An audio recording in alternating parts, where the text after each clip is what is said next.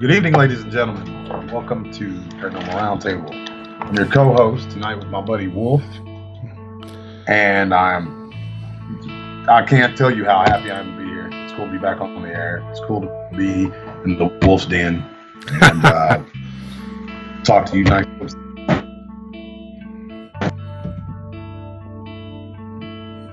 So here we are, 1 year anniversary, PRT. Yep.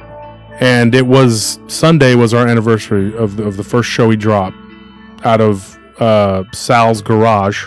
Yeah, I remember that. Just us and a table and some mics. It was terrible. We didn't have a studio. We didn't have anything. We weren't doing anything. So Paranormal Round Table, and now it's a year later, and I didn't want to announce it on Easter because I thought that day should belong to Easter. Yeah, to Christ's resurrection. That's not something I want to compete with. So I just felt like I should just wait. And then the next day I said, okay, yesterday was our anniversary. And then everybody's like, you should do a live show. And so I'm doing this live show and talk to my friend DDoS. Yeah. Everybody says we sound alike. Yeah, so if you guys can't tell the difference, that was who was speaking in the beginning. Okay. If anybody knows, DDoS is a very well-respected researcher and a podcaster, talk show host. Has been doing it a lot longer than I have. And you hail from Oklahoma originally, right, D? That don't really mean anything. I'm a rank amateur. Well, yes, sir. Can you hear me? Okay. Yeah, the sound's a little sketchy, but I mean, I don't know. Yeah, it sounds like there's a bit of a delay, but I don't. Yeah, a bit of a little bit of a lag there. We'll just we'll work out the kinks. This is live, folks. This isn't scripted or anything, and we're just going to shoot from the hip like the Outlaws from the old days. D and me. Yeah, I'm sorry. D's here from the BDRP. Like I'm bringing some unprofessional stuff. Well, me and D had talked about doing this, and we were just like, you know what? Everybody's kind of bummed out because of the COVID thing. A lot of people are out of work. People can't do things. And so I wanted to do an extra show this week, just like I gave everyone an extra show last week. And I want to try to bring it so everybody can have something to do. I mean, people are bored and people are broke. Just things aren't great in this world right now. But I want to bring something to the table, no pun intended. And we can talk about pretty much whatever you want to talk about, D. You have a lot of research you've done. The area near Lake Texoma. I know Michael Moran. We had talked about that. He's was telling me a lot of stories about that area and things that were going on over there. D, you're a boots on the ground guy. And I have recently, in the last several months, started to be more of a boots on the ground, heading to some locations. I was out at Hoxie Bridge near my hometown a couple weeks ago, but I couldn't get through because of the rain. And so I want to bring you guys a show, a special 1 year anniversary show. And it was kind of just off the cusp because during a pandemic, there's not a whole lot going on. Well, you can do this. Otherwise, there's a lot of planning involved. But I just said, you know what? Yesterday, me and DDoS talked, and we were like, hey, we're going to get this done. And he decided that we could. Congratulations, by the way. Thank you, D. And we were going to do a show together. Now, me and D did a show, I think, probably toward the beginning of my 1 year, like about a year ago. I think probably been a year. Well, D's always been a great supporter of our. I mean, he's always been with us since the beginning. Yeah, we talk. Always will be. It's a great show. Yeah, and we talk regularly. Me and D talk. We are actually friends in real life. It's not like but we did a show together, and it was 5 hours.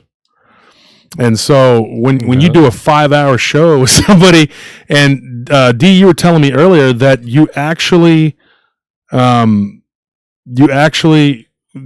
the algorithms, and it was like 60. People listened to 60% of that. Now that's 5 hours. That's crazy. That means people listened like 3 hours of it, and it just went on and on and on. And it was me and you and Sal, And we talked about all kinds of stuff. We talked about Dogman, we talked about Bigfoot, we talked about Nephilim, we talked about reptilians. I told the story about the reptilian encounter I had with, I'd like to touch on some of those subjects now on my show. Some of the things that people heard from the BDRP, and maybe get some updates on some things. I just think that it would be prudent, since like toward the beginning of my show, the start of it, I was on your show. And now here it is a year, and you're on our show, and I don't brings everything all around. It brings everything full circle. Yeah. So, anyways, I was glad to hear that you were totally willing and wanting to come on and talk, and we hope that you continue to be a supporter and we stay friends for a long time. Also, I got some, hopefully, some people that were saying that they might drop by for a minute or two and say hi.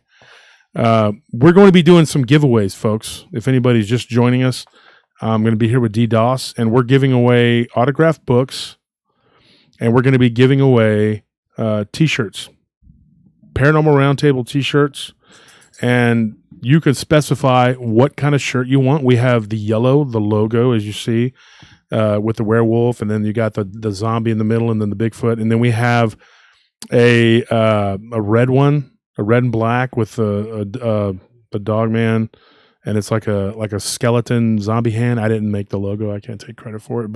And then there's a Bigfoot on there, I think too, or something. I don't know.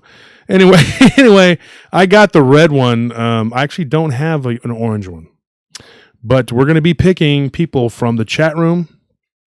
And then we're going to be later picking some people off of the Facebook Live video that I posted on my Facebook. If you go on to that Facebook Live and make a comment, go do it now, folks, okay?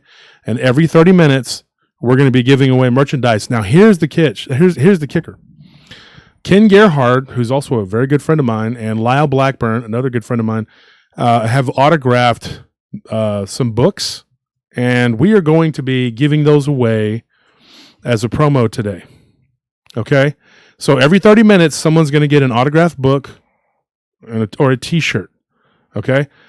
Now, it's just going to be random. I'm going to announce it, and then D is going to pick somebody from they're going to pick somebody from the live chat, and then we're going to pick somebody from the Facebook message or whatever, it's the live video, whatever. So go and make a comment on there, comment on the live chat, and we're going to pick somebody at random.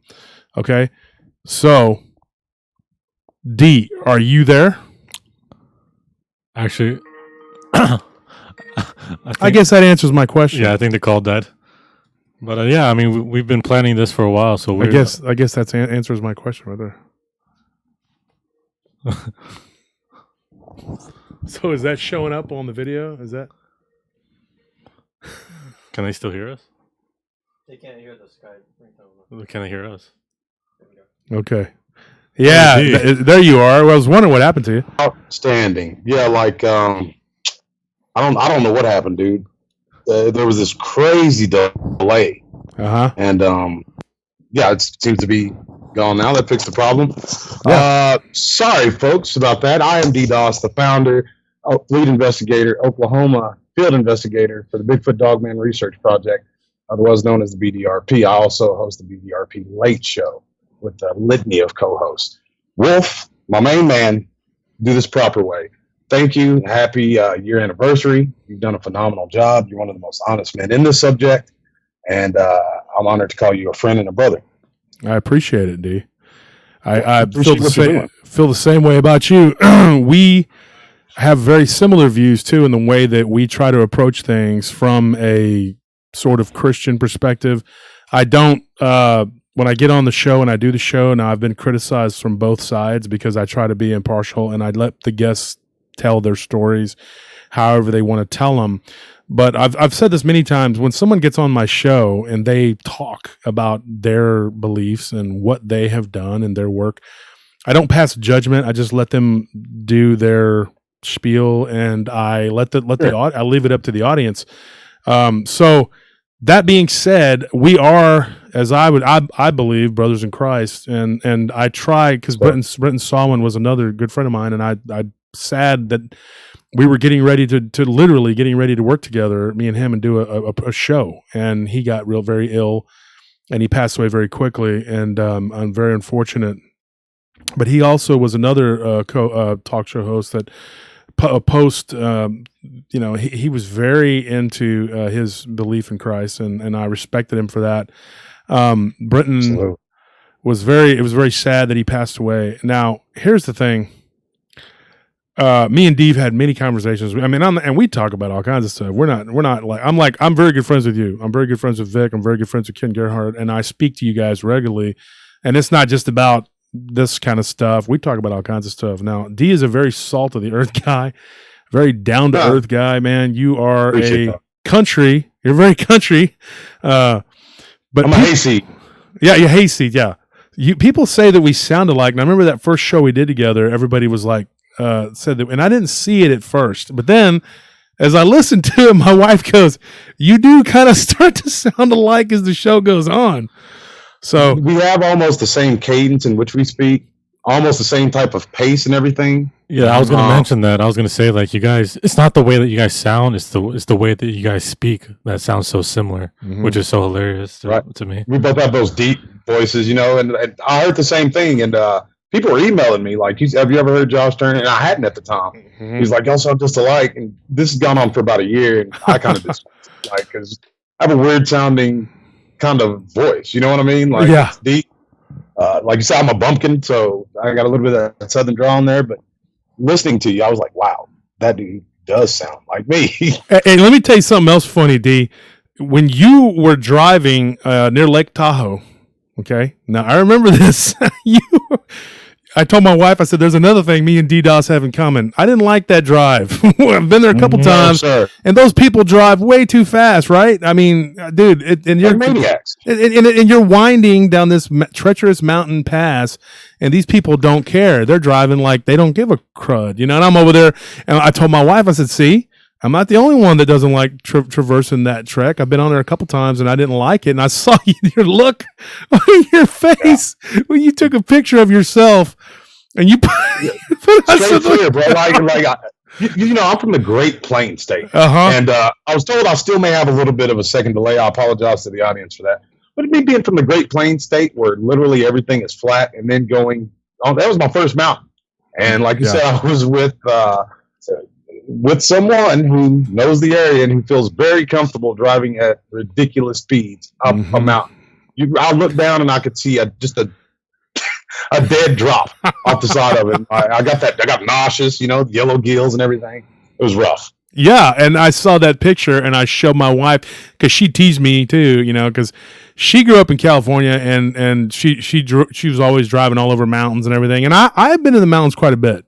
I told her, I said, it's still not comfortable. I mean, I said, look at DDoS. He looks like he's about to pass out. Yeah, I mean, I definitely was. It was fun. Lake Tahoe is beautiful, though. Very beautiful. One of the most beautiful places that I've ever visited, no doubt. Yeah, it's just that getting through there is kind of, and when I took that trip on the last time I was on the West Coast, we were up in the mountains over and over again. We went to mountains in California, mountains in I guess it was Mount Hood, what's the other one up in Washington, whatever the mountain is up there. So we went to all those mountains and went out when we went to Seattle and we came back through and we drove through all the mountains and everything. And it was very people drive way too fast. And then we came down through Colorado to visit my godchildren up there. And it was like I was like enjoying it, but it was also very nerve-wracking. I was just very I don't know. It wasn't my cup of tea, just the driving up in it. And then the high altitude was driving through California and the parts of Nevada we went to wasn't comfortable for me. Like, I worked in Texas for a couple of years, and Texans, they drive real fast. I think one of the highways over in West Texas is 80 miles per hour, legal speed limit. And, I went to college in Philly. So I'm used to some fast driving, but they're that NASCAR kind of reckless out on the West Coast. Oh, yeah, absolutely. Mount Rainier. That area, I was all over that area. We drove down through by the Columbia River in between Oregon, Washington. I spent a little time near the Dalles up there. That whole area is very beautiful, but I just think people drive way too fast. When I was going out to Frisco from Denver out into Frisco, going to visit my good friend Pete Faden, and I was going to head out there. He lives in Leadville, and that dude, the altitude it's so high up there, and it just gave me such a headache. Yeah, and he's a Bigfoot hunter up there in the mountains, and he's seen some pretty crazy stuff. I know that getting out there was awful. It was terrible to even drive it, but once I got out there, I was fine. And I consider myself a pretty good driver, but these people were going 75 and, around these curves, and I just couldn't believe it. I mean, it was just That's what I was saying, man. That NASCAR reckless, bro. It's crazy. I just can't believe it. I was up in Colorado. We were just going up to the mountain. It was just, I was visiting family up there. And we were, going 30, 40 miles, but I was still looking down at the side of the mountain oh, this is way too fast for me. So I can't imagine going 70 miles per hour. Some of those people were literally doing that. I mean, they were literally, it was a little sports car and he was just flying, but I mean, he probably lives out there and he's used to it. But anyway, we have that in common. We don't like to drive in the mountains. So, yeah, absolutely. The other thing we have in common is that you are into Bigfoot and Dogman research. Right. 5 years now. I had my first sighting. It wasn't Lake Texoma, actually.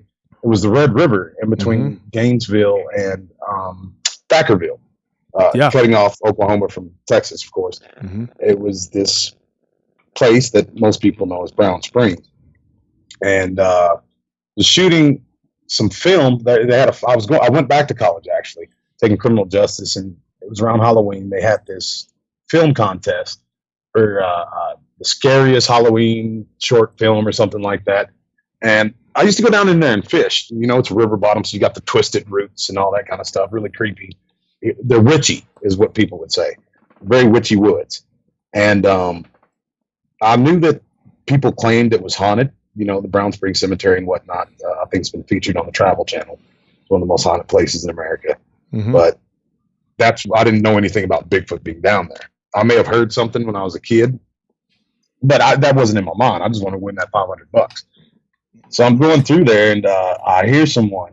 It sounded like some good old boy, bigger than me. I'm 6 foot. I was 230 at the time. And I could just tell by the footsteps and the length of space and the amount of space, rather, that he was covering, that he was bigger than me. So I'd stop, and these footsteps would stop. I look around me. We're in these row of what do you call them? It was very thick vegetation. It was very low visibility and whatnot. So you couldn't see, even though it was 10 o'clock in the morning, you really couldn't see 20 feet on either side of you going down this natural game trail. But in any event, for whatever reason, I know why I turned back. I turned back because I didn't see what sounded like somebody who was 6'6". But it followed me out. These footsteps were keeping pace with me out of the woods. And I stopped and I whistled, and it whistled back. And I just kept doing it like a dummy until I heard a whistle that, how do you explain it? It whistled and blew its lips at the same time. Like how a little kid would do with applesauce in its mouth. You know what I mean? But that's impossible, right? Well, as a kid, I blew applesauce and whistled all the time. That's kind of my thing as a kid. I'm not bragging. I'm not bragging. I'm just saying. Well, you should be on Ripley's, dude. I wasn't aware that was a talent that anybody had. Yeah, I thought I was the only one. I was sitting here like, oh, am I the weird kid for never having doing that? Hold on. I'm talking about like whistling a tune. A tune, there you go. I mean? Like, and blowing your lips at the same time. So this thing that you did. So go ahead with your story. And when that took place, it was like an atmospheric change. That's the only way I can describe it. There was not a sense of dread, but a seriousness in the air. And I kind of, it was almost intimidating. I imagine. And I kind of walked out of there. Tom stood still. I left, and I went back again after I found out, this is some sort of a Bigfoot area. And that's when I had my actual sighting. It was myself, my fiance at the time, her 3 boys, and my daughter. And we go in, about 100, 150 yards. It wasn't too far past the tree line. And we were met then with like a wall of flies and mosquitoes. And I still remember, I talked to my little girl about this the other day. She was slapping my back so hard, I thought she was playing some silly game or something. But these mosquitoes were tearing me up. Apparently, O negative blood's like, sweet tea to them. Ooh. And when I got home, it looked like there was, I've been shot. But we walk into this wall of flies and mosquitoes, and there's this stench in the air. And it's not like the atypical stench that you hear about. It smelled like barn animals. It smelled like a cow pasture or something. Like kept and maintained animals. Yeah, so it wasn't really like a rotty smell. It was more earthy or like, obviously. Exactly. Okay. Perfect way to describe it. Yeah.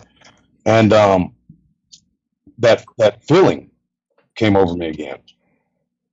And I'm glad I did this. I told my fiance at the time and the kids, just go back to the van, and we eased our way out of there. But I was pretending to leave. I kind of wanted to see what was going on. You know what I mean? That's just me. Over this embankment comes the juvenile. That's what I've come to call him. He went under the bramble bushes. I don't know any other way to explain it than that. These rural bramble bushes that were on this little embankment. He went underneath them, popping up roots and everything. And about 6 feet away, looked up at me and showed me his teeth. Now, when I tell you this, like the first thing people ask me is, was I afraid? No, I didn't know what to think. I didn't know what I was looking at. It was surreal. So at this point, I started easing back, just like the kids and my ex-fiance did. And I remember turning my back to this thing. And something else had caught my eye, this black marble, this giant black marble that I thought was a bush. It was, I think it was around dusk. I thought this black marble was inside of this bush. And the more I looked at it, the more I saw that it was a head. A massive head. It had to be on its belly on the other side of this embankment. This is a river bottom, mind you, so there's lots of like peaks and little valleys and stuff. And that, I believe, was the alpha female of the area. She had a thicker upper lip, thinner bottom lip. She had very feminine features, no hair on the face. It looked like it was wearing one of those hoodies that the young girls wear with the fuzz on top. Looked like it had a little miniature wiry afro. Wow. And yeah, I went home, and there was a few of the kids saw it because one of the ex's boys and my daughter actually weren't that far away from me. And again, like that atmospheric change happens. It's almost like you're in a pocket of time and space that's set aside from what you know to be reality. And if you want to get into that later on, like I'll give you my theories on that. Because if you talk to people who've had true encounters with these beasts, something else takes place during that encounter. Mm-hmm. It's like they bring an environment with them. Yeah. Oh yeah. Yeah. Oh, but, definitely. That's the only way. Because I went home after that and I was telling the ex, like, I don't think you can sign the papers, but I think I have to be committed. I'm losing my mind. Man. But can I ask you, what they didn't see, they heard all the racket. You know what I mean? Can I ask you a question, D? Here's something I wanted to ask you in front of the audience. Do you, when that happened to you, did you have any sort of like problems, like nightmares or anything like that? It's interesting you should ask that. All that took place right before I had these experiences. Oh, that's weird. Yeah. And that's a theory that I've actually been writing it out because I want to explain it because this is the thing about it. Doing this 5 years, talking to hundreds of people, I've found commonalities within not only the investigators, but the witnesses and experiencers. Like I was saying, I went to North Central Texas College and I worked on overnights at this distribution center, throwing freight onto a conveyor belt to be shipped out. I was experiencing sleep paralysis because I wasn't getting that much sleep to begin with, and B, they say one of the causes of it is sleeping during the day and doing strenuous work at night. But I honestly do believe, like our great-great-grandfathers did, it's the demon sitting on the chest. It's a spiritual experience. Oh, yeah. And yeah, right before that, that's when I was really strengthened in my faith. Everything was starting to go fine, and I had these crazy experiences. There's something else going on with these creatures. I mean, I can't pinpoint it. I'd like to believe they're the beasts of the earth that the Bible talks about. I weigh everything against Scripture. But yet and still, how can you equate the things that the mind speak, the way they use quote-unquote infrasound? If you look at poltergeist activities within people's homes, it's similar stuff. You know, people get rocks thrown at them, but they can't see where it comes from. People get dishes thrown around in their kitchen from an invisible hand. So I'm not saying that that's what Bigfoot is. I'm not saying that I believe that, but I think it's awful strange that this activity takes place around cemeteries where there is famous hauntings. Like I said, Brown Springs, where I spent most of my time, the world famous cemetery for crazy spiritual experiences. People go out there and do satanic rituals.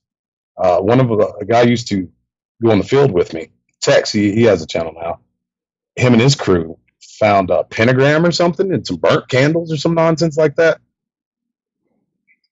So yeah, I mean, whatever they are, like the Native American said, they are in between our world and spirit world.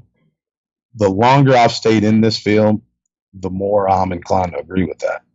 Yeah, I mean, we have the same belief here. It's kind of like a mixture. I personally believe that there's no way to say it one way or the other. So I think it's better to have an open mind. That way, you keep your possibilities open. I obviously don't have the extensive research, and I haven't done the legwork that you have done. So, but just hearing it from you definitely gives me more reason to believe the same. Because yeah. Well, don't sell your self short, bro. Just because like you haven't had field experiences, you're a smart guy. You can put 2 and 2 together. And no, he's not actually very smart, but he's a smart mouth. Oh, dang straight. Him and Zane, my other nephew, they're all smart mouths. Zane, if you're listening, you are. Well, we learn from you. We can't just let you bully us. Let me tell you a funny story, D. That sounds about right. Let me tell you a funny story. My brother's son, he's half black, and Tony is Asian, and my other nephew is Hispanic, but he looks almost like Indian. Like and so we teased him a little bit, but when they were young, and I would take them out for the summer, we'd go on spring break, and I would take these kids to go places. We would always mess with folks, and they I'd be like telling people, "These are my kids, and I bought them fair and square." These people would look at me like I was insane. Like, what a horrible! Have you been abducted by this guy? And they'd be like, "No, that's Uncle Wolf. That's our uncle." Yeah, I mean, he paid fair and square. What are you talking about? Yeah, Uncle Wolf. That's right. Yeah. But they grew up together, all 3 of these boys, and I pretty much raised all of them. And I'll tell you what, man, I taught them everything I could about life, about the world, and they have been around this whole paranormal topic for a long, long time, because they know that Uncle Wolf has always kept these journals, and I've always collected stories, and I've always tried to be like open, have them be open-minded about it. They have their salvation, they believe, right. We believe how we believe, but to be open-minded, and I tell them everybody's got a story. It's all in how you tell it, and everybody has something weird that's happened to them.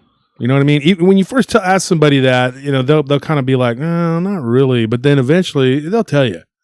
There's something that's weird that has happened to just about everybody that you can't explain. Maybe not to the extent of what's happened to you and I, D, as like me with the Dogman thing, and then you with the Bigfoot thing. I've never seen a Bigfoot. People have asked me before, like, wouldn't you want to see a Bigfoot? And I'm like, I don't know. I don't know, because I didn't enjoy seeing the Dogman, and so I don't really want to say I want to see a Bigfoot, because you and several of my other friends that have witnessed these things, it wasn't like a pleasant experience for them. So I don't really think that that's something I want to see. Well, I mean, I'll say this: like, as harrowing as the stuff that I've experienced has been, like, I've never really had fear of these creatures. I never thought they were going to necessarily do me harm, I guess. And I've had a lot of fun out there. I'm not gonna lie about that. I've had a lot of fun. I've met a lot of great researchers, but the longer I stayed in it, I'll put it to you this way: the commonalities I was talking about earlier, and the people that are involved.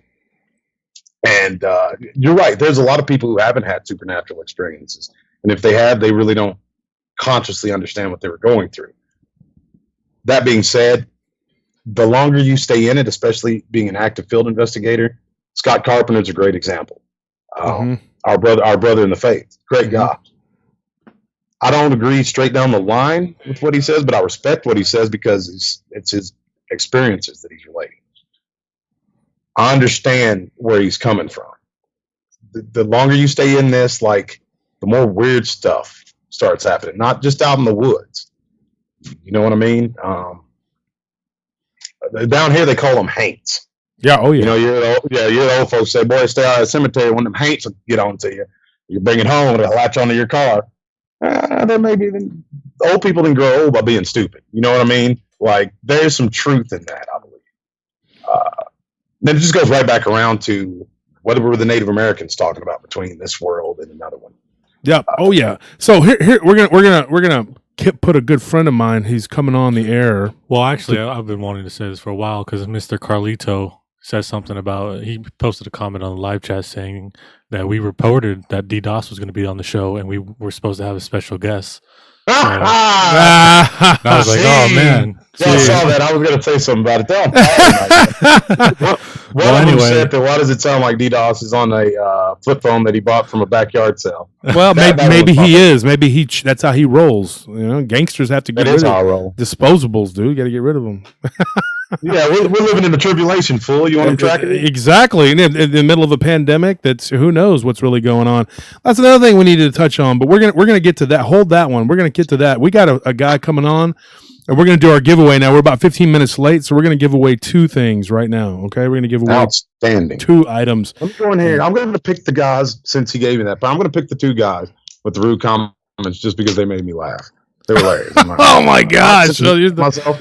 Like, so I got to go back and see them. Fellows, you have just won prizes, not only from Mr. Wolf, but from, grab a notebook. I usually fill that in with some sort of rhetoric, you know what I mean? So it wouldn't sound like I'm fumbling around. From PRT Merchandise. Yep. Let's see, Mr. Crappy flip phone. Was that you, Sal? Sal Scruffino? Brian Lang, DDoS rocks, and the Round Table does also. Oh, sweet. Thank you. Of course, it's crappy internet. So I'm just going to pick 2 random people.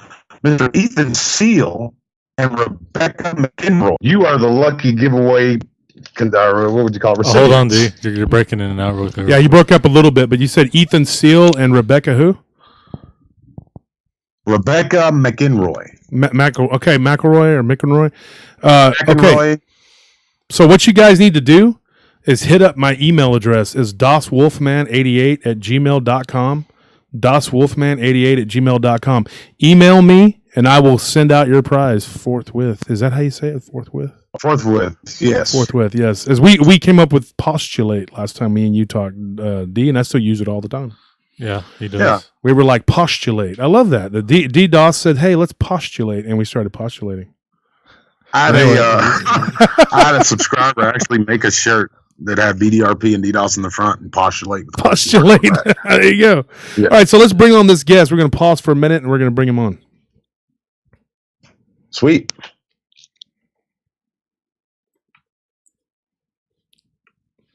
Mm-hmm. All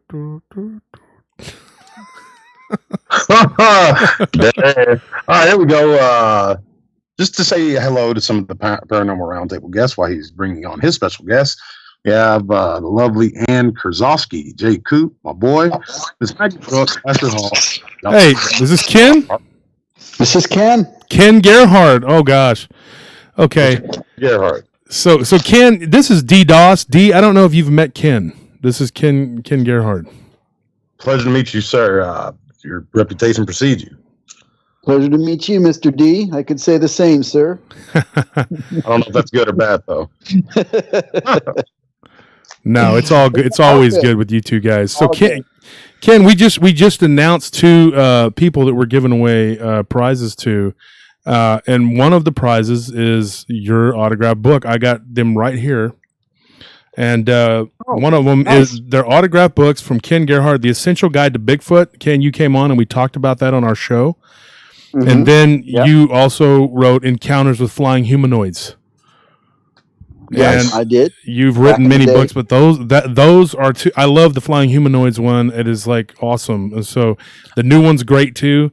But definitely people got to check it out. So the two lucky winners were Ethan Seal and Rebecca. Can't remember her last name. McElroy.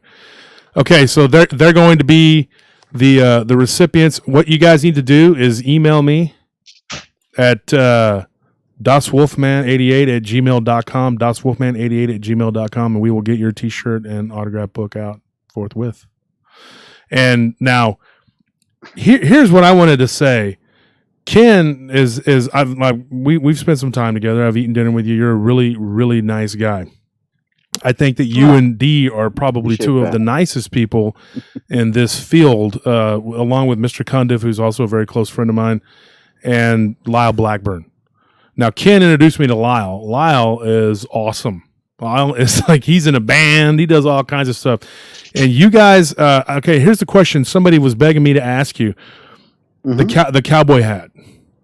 Your cowboy hat. Now, it's pretty much famous. Like when somebody sees you on TV, your cowboy hat. Now, do you want to explain that?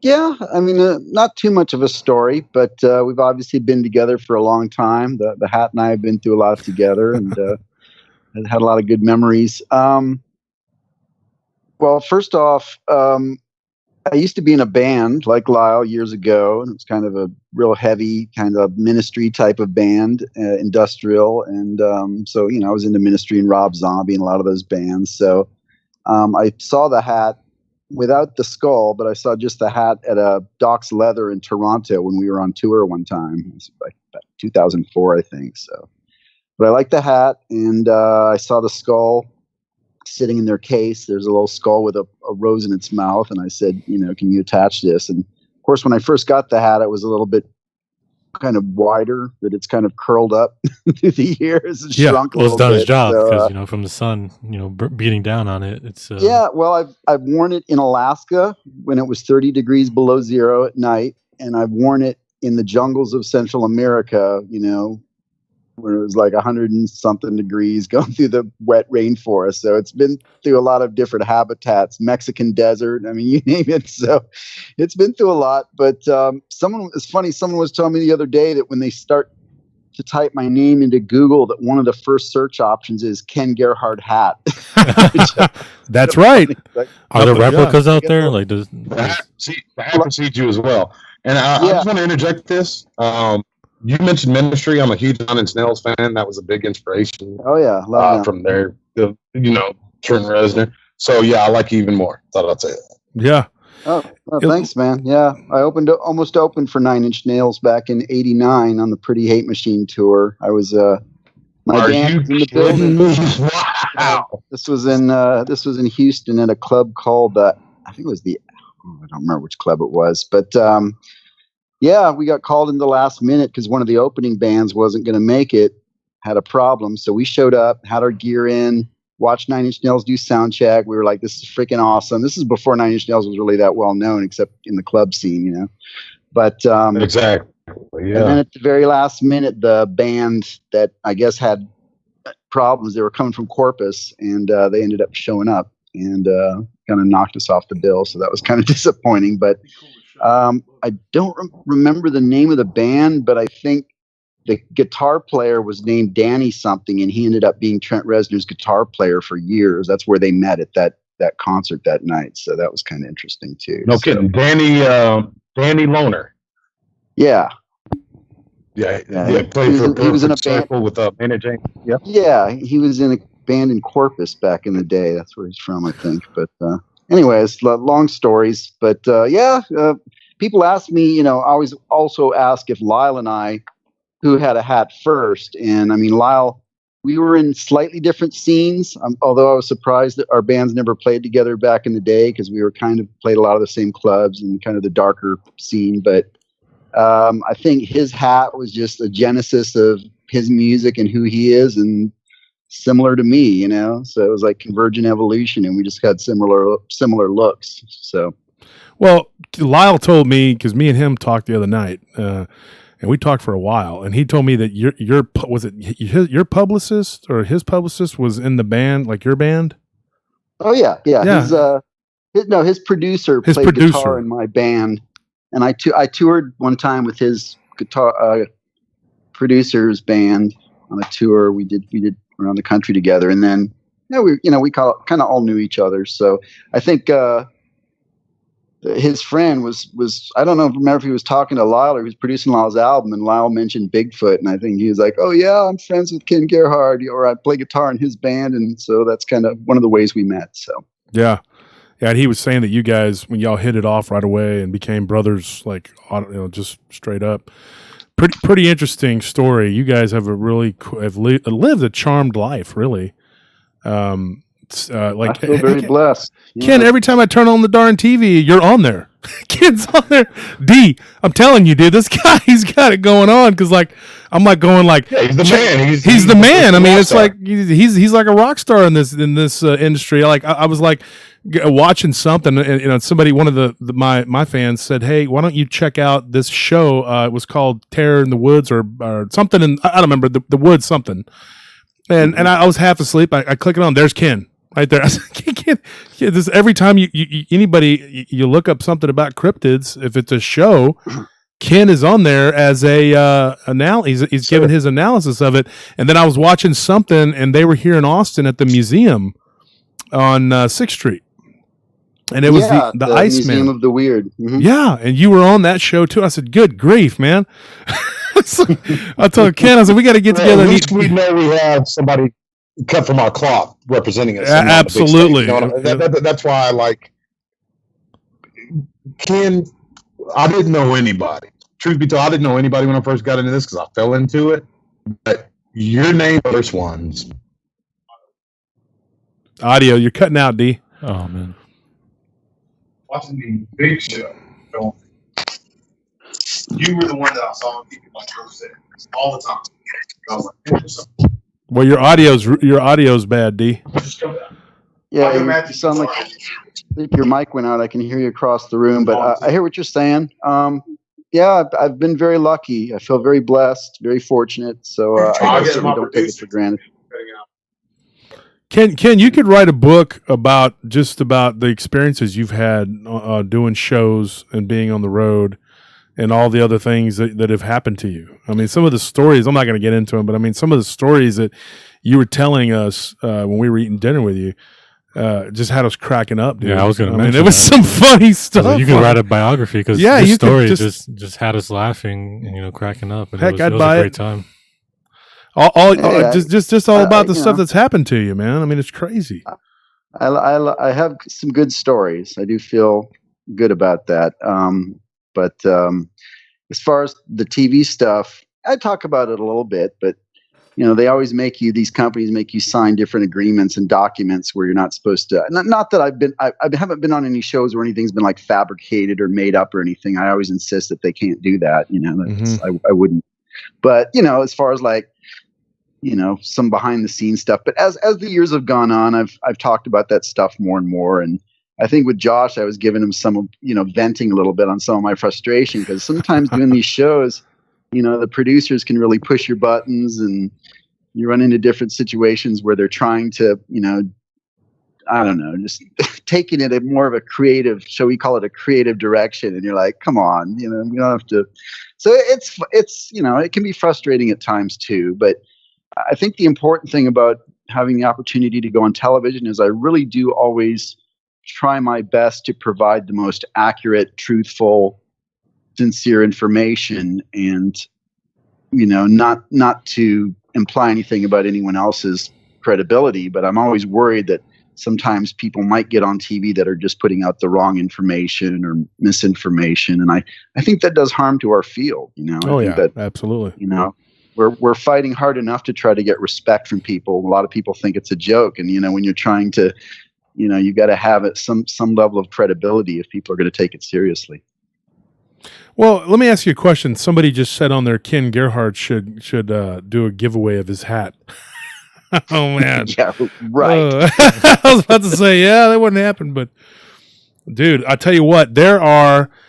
Oh gosh, when I posted some pictures of me and you together, I got slammed with people telling me, "What is he like?" You know, I mean, like, you are like a folk hero, dude. I mean, you know, I'm really jealous. I actually don't like you, Ken. I'm just very jealous. I'm just gonna be honest. I appreciate your kind words. You don't have to butter me up or anything, but no, no, dude, you're a good guy, man. I feel You're very blessed. I do feel I try I'm not always the best guy, but I try to be. And, you know, my parents raised me the right way, I think. And, you know, I try to be respectful of other people's opinions and points of view, because everyone is different and we're all entitled to having different opinions and theories and, you know, what have you. So, well, I mean, it makes life more interesting. I'm thankful to you, Ken, because, you know, before I became a co-host on the Paranormal Round Table, I was having, you know, some thoughts about it, and I was being nervous, and I didn't really know if I wanted to go through with it. But, you know, we just had that quick talk in your car on the way to dinner, and, you know, you really changed my perspective and made me think, like, just go ahead and do it. It's a good opportunity, and it's a learning opportunity. And, you know, I really appreciate that small talk we had real quick.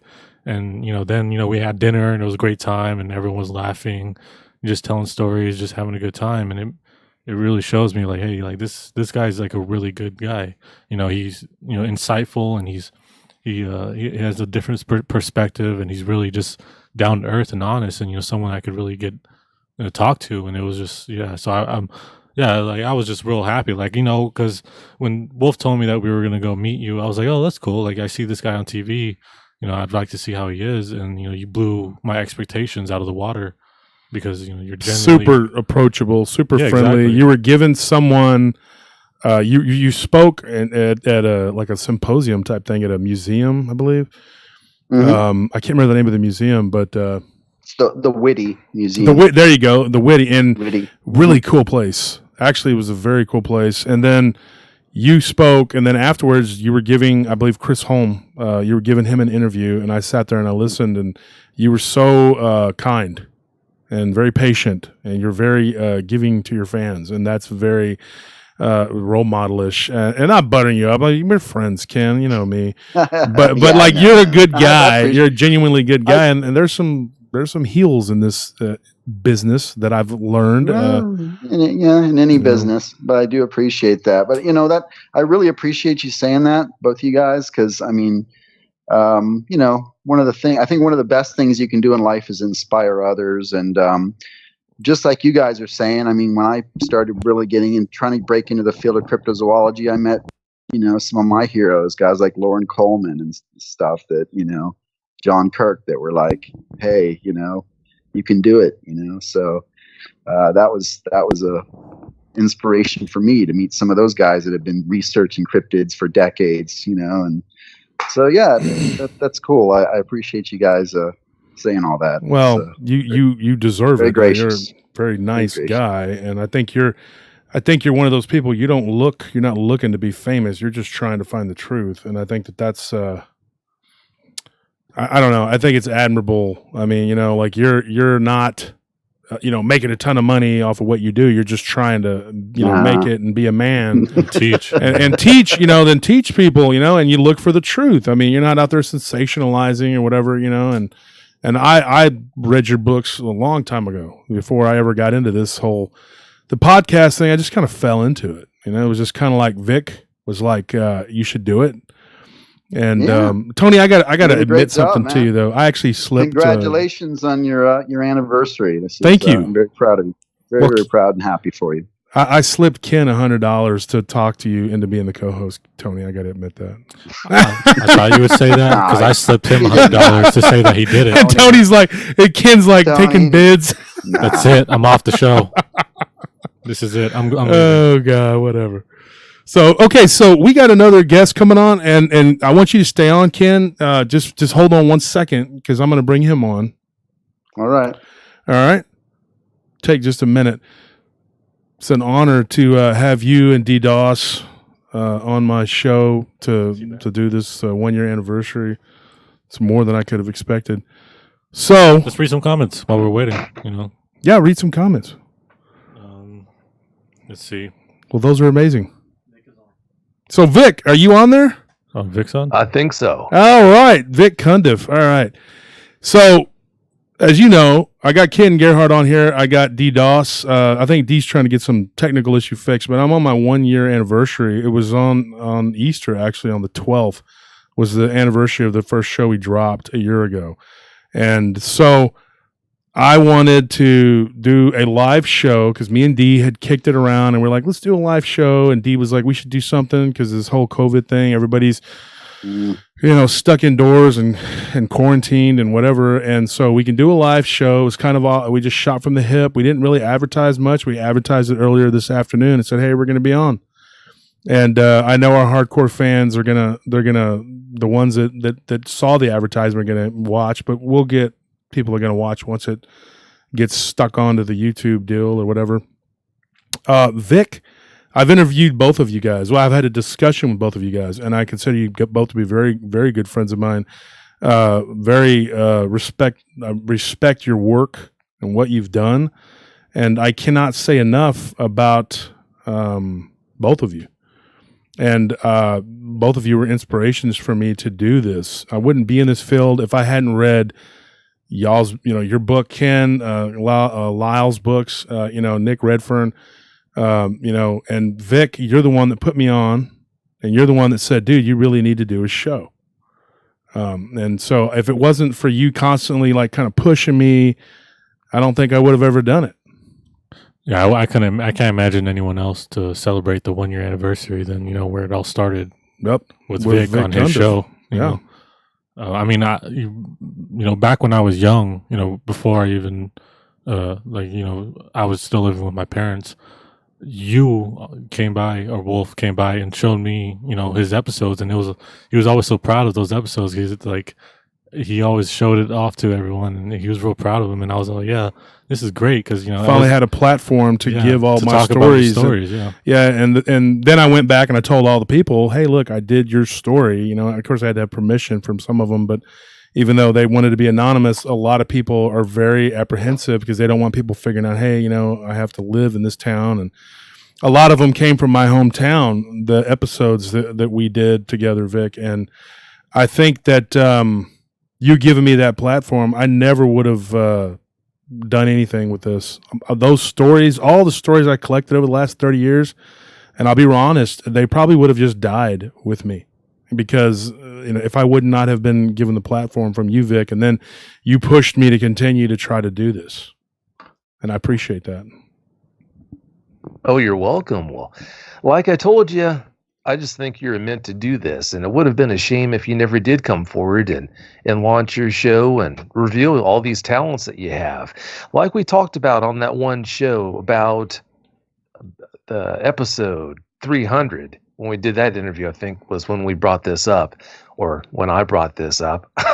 You were so nervous when we recorded that first episode, right. Episode 55.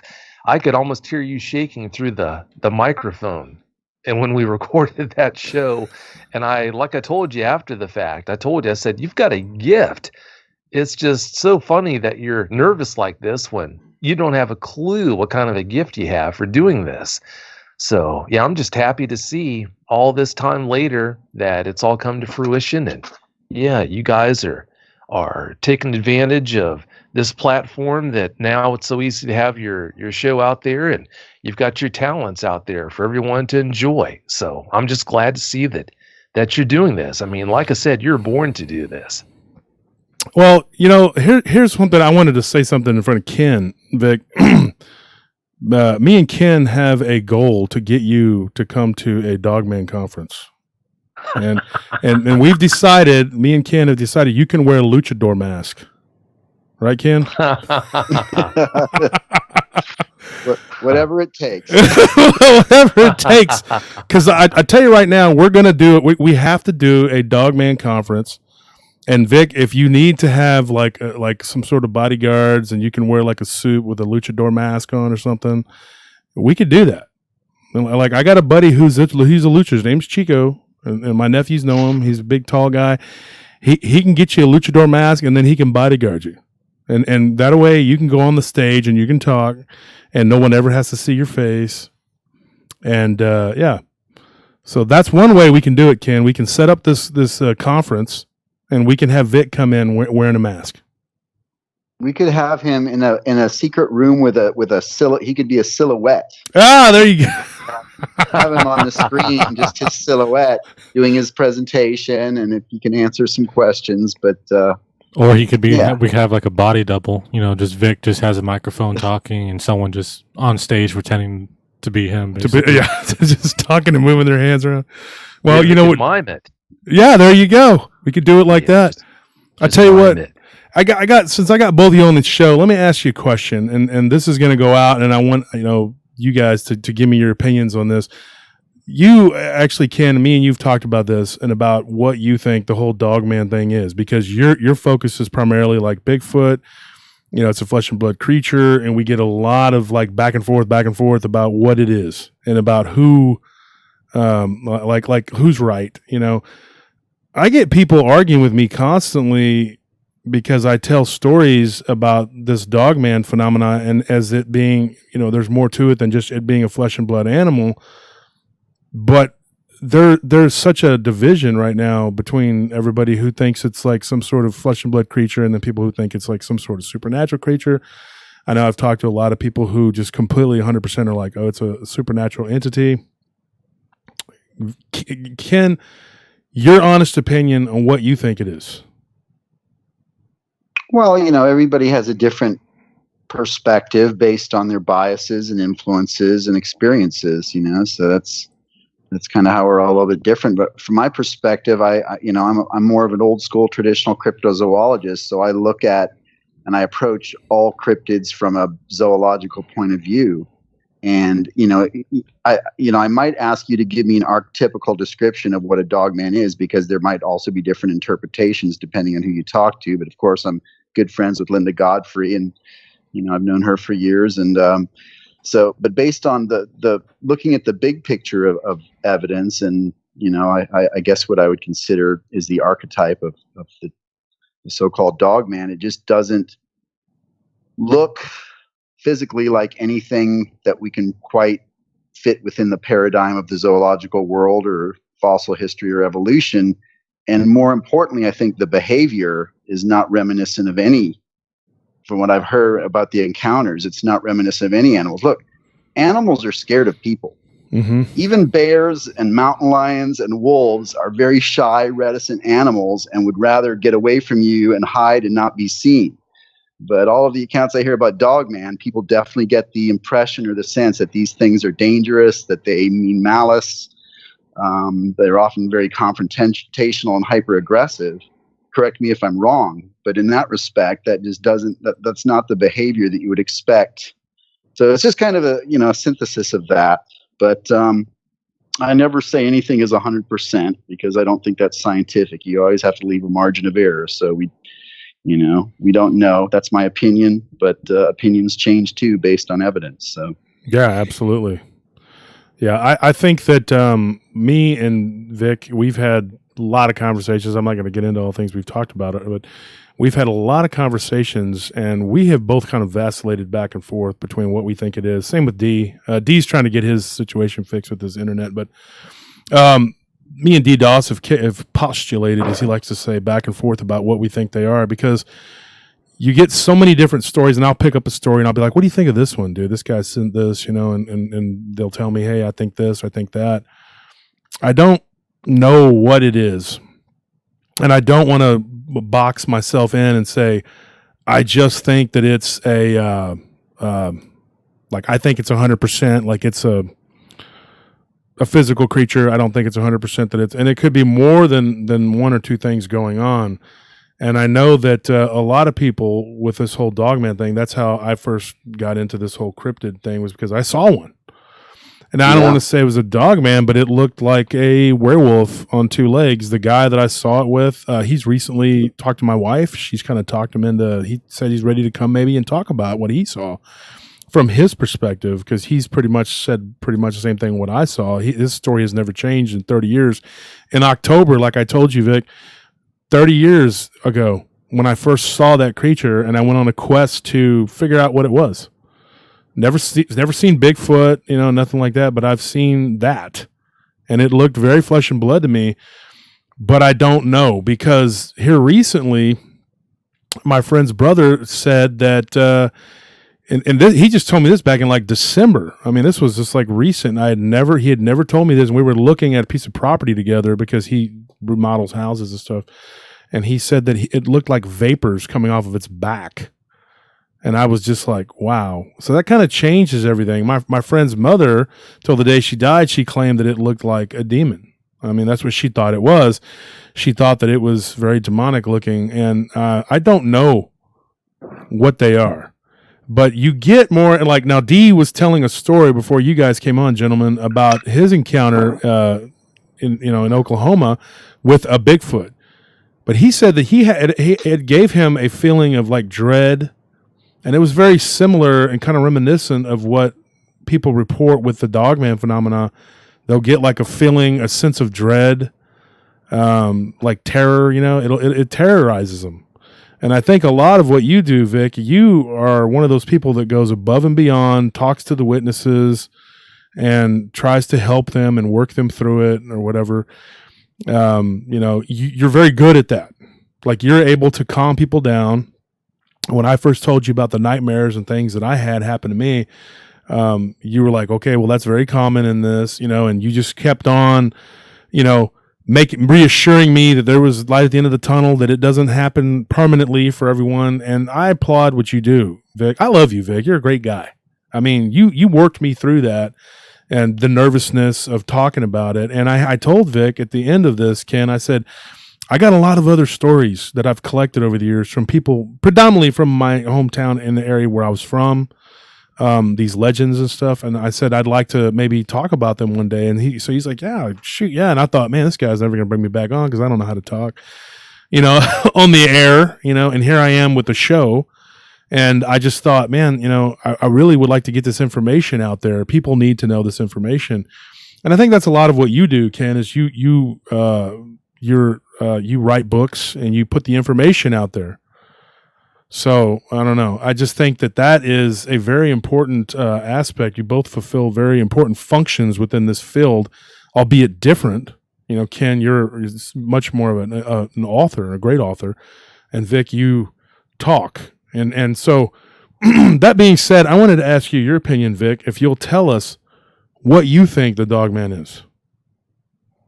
Well, before I do that, I listen. I do talk, but the most important thing I do is listen. If you listen, you're going to be able to help so much more so than if you talk. So, yeah, there's a definite difference there.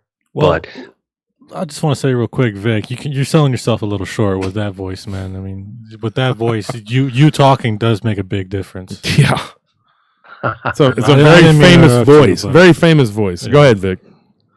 Well, you need to understand, you're talking about me coming in, doing guest speaking and whatnot. Well, I'm just a synthesized voice anyway. I'm not a real person. I'm just a figment of someone's imagination. So I wouldn't be able to do that anyway. But well, not only that, but you're also a werewolf. That's true. That's true. I've heard that one many times. Yeah, Dogman. Yeah, we've been accused of being werewolves, Ken, more times than I can count. That's kind of odd. But my nickname is Wolf, but it has nothing to do with me being some creature of the night, whatever. But yeah, the people have asked me that before, and I've actually been accused of it. And I've actually been like people telling me, that, oh, we know what you're up to, man. Like something out of Fear and Loathing. I've heard it enough now that I'm starting to get suspicious. So I've just been keeping myself, Yeah. Well, I'm just glad you're not in 17th century France. Because you would be killed for that. Yeah. Well, you'd be tortured first in horrible ways, and skinned alive, and then something like that. That was thousands of people. That's kind of the sad story behind the sort of the medieval werewolves, is thousands of people that presumably weren't werewolves lost their lives just because someone said they were, and it was probably a pretty scary time to be considered a werewolf back then. So absolutely. What do you Vic, what do you think it is? I mean, like, do you believe that there could be a werewolf, or do you think it's just Dogman, and are they all flesh and blood? What do you think? Well, before I go any further, guys, I just want to full disclosure here. I've been working all day since this morning. I've been in the studio, so I just want to make sure that I'm not going to be held liable for anything I say here tonight. I'm loopy, so I don't want to be held liable for anything I say or do here tonight on the show. As long as I've got your word on that, then we're good, and I'll move forward. Okay. Okay, good. Well, to answer your question, talking to as many eyewitnesses as I have over the years, I mean, I aired the first episode of Dogman Encounters on August 22nd of 2015, and I was talking with eyewitnesses long before that, long before I ever started the show. And for some time now, it's been to the point where I'll have 3 to 4 brand new eyewitnesses contacting me in a given day to let me know about their Dogman encounter. And some days I'll have as many as 7 or 8. So, I've been exposed to a pretty sizable cross-section of Dogman eyewitnesses over the years. But having said that, when you talk to so many eyewitnesses about their experiences with Dogman, I think it's inevitable that you bounce back and forth from being, at one moment, convinced that they must be flesh and blood. And then the next thing you know, you talk to this group of very credible eyewitnesses who have got you convinced that they have to be ethereal. So I bounce back and forth all the time. If you think about it, why would an ethereal being need to drink nasty, stagnant water out of a pond or eat roadkill? Yeah. And then if it's flesh and blood, why would they do so many things that they're reported by credible eyewitnesses as doing? What would explain all the crickets and ambient noises going dead? Going silent. So you just bounce back and forth. I still, right now, I couldn't tell you for sure with 100% certainty what they are. All I can do is just guess, and that's what it is. It's a guess. That's right. Yeah, I have the same belief. It just, since you can't figure it out either way, because you don't have, enough evidence to prove either way, having an open mind is probably the best policy to have right now until anything new comes up. Yeah, I vacillate back and forth constantly. I can't put a finger on it. I don't know what it is. I think, Ken, you would have, in the Bigfoot world, probably an easier go of it because, probably a flesh and blood creature, and you could say, well, there's some sort of like precedence for it. Whereas like the Dogman is just something that's just some sort of like, because in my hometown, it's not, they don't call these Dogmen. They don't know what that is. They call them werewolves, or wolves, whatever. And they just say they look weird. You can talk to farmers and ranchers out there that have dealt with them, and they just look weird. They're just weird looking wolves that know how to stand up and run around. And some of them don't even think twice about it. They're just like, well, that's just what they do. And then the others, that think that they're like some sort of demonic entity. I can tell you this. I know that I covered a case near my hometown in a little small town outside of my hometown, and there was a lot of poltergeist activity going on within that house, that farmhouse, and they had a Dogman or werewolf or whatever you want to call it that was showing up quite frequently onto the property, and it did very paranormal things, but it also did physical things, like it would talk to the child in through telepathy, some sort of telepathy, and then it would attack the house and it would cause damage. I mean, it literally kicked the door open. And I talked about that in my interviews with the Astrostains. They're, what do you call them? They deal with demonic possession and obsession and whatnot. And that was a 3-part show I just did recently. And we talked about that on that episode. We recorded it back in November. And that was one of the things that came up, was that there were people who had encounters with these things, and it was almost like they were demonic. When we do talk about Dogman in that third the third episode of that show, it ended up getting to that, that whole, the whatever. But I don't know what it is. I can't put my finger on it. I've been trying for a long time and I'm still searching. I wish that there was a way that, you could pin these creatures down, but that right there to me is the linchpin of why you'll never be able to figure it out, because you can't put your finger on it. I've gone out to this ranch, that I had interviewed some people on your show, Vic. I'm going to be doing some stuff about that pretty soon, some updates. And, there's nothing you can do. The things that these creatures do, it's like they don't have any sort of they don't follow any kind of law. Like no sort of physics, nothing physical. You can't put a finger on it at all. And so I vacillate back and forth constantly. It's like maybe on a daily basis, I'm going, well, maybe it's this, and then no, maybe it's that. Whereas with Bigfoot, I'm thoroughly convinced that there is a flesh and blood creature out there. I've never seen one, but it doesn't bother me a bit to think that, yeah, that's probably, if somebody, I'm a gambling man, somebody said put money on it, I put money on it, that it's out there. And I can almost guarantee you it's a legit flesh and blood creature. But there is something to the sort of paranormal aspect of it. There are people that have paranormal experiences with these things. I don't know what that is or why that is. And Ken, you are very flesh and blood. You're grounded in looking for the answers. You're looking for the answers from a scientific perspective. And so far, up to this point, what have you uncovered? I mean, do you feel like you believe enough to where you would say, hey, I bet money that this thing is a flesh and blood being, like as far as the Bigfoot goes? Well, Bigfoot has one aspect that Dogman and other cryptids don't, which is it did exist. It's in the fossil history. Mm-hmm. There were huge, robust hominids that lived, starting about 2 million years ago, 1.8 million years ago, up until, maybe 100,000 years ago, and they fossils to document that. So if something like Bigfoot actually did exist in the past, and, I'm saying in broad terms, a hominid obviously is, basically a big ape, and many of those were bipedal and walked around just like us. So some of them were bigger,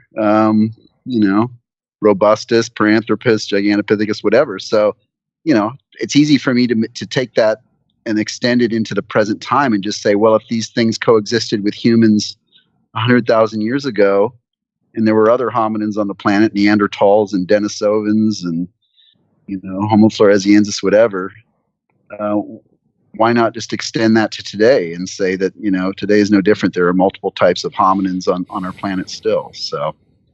Well, and they, plus, go ahead, Ken. I was just going to say, plus, again, it's looking at the bulk of data, of evidence.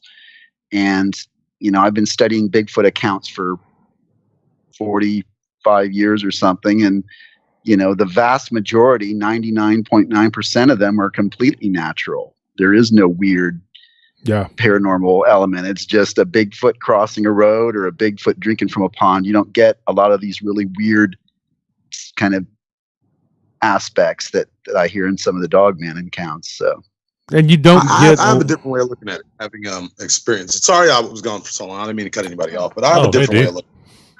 Is this a little bit better? Can you hear me better? Yeah. Oh yeah. Oh yeah, that's great.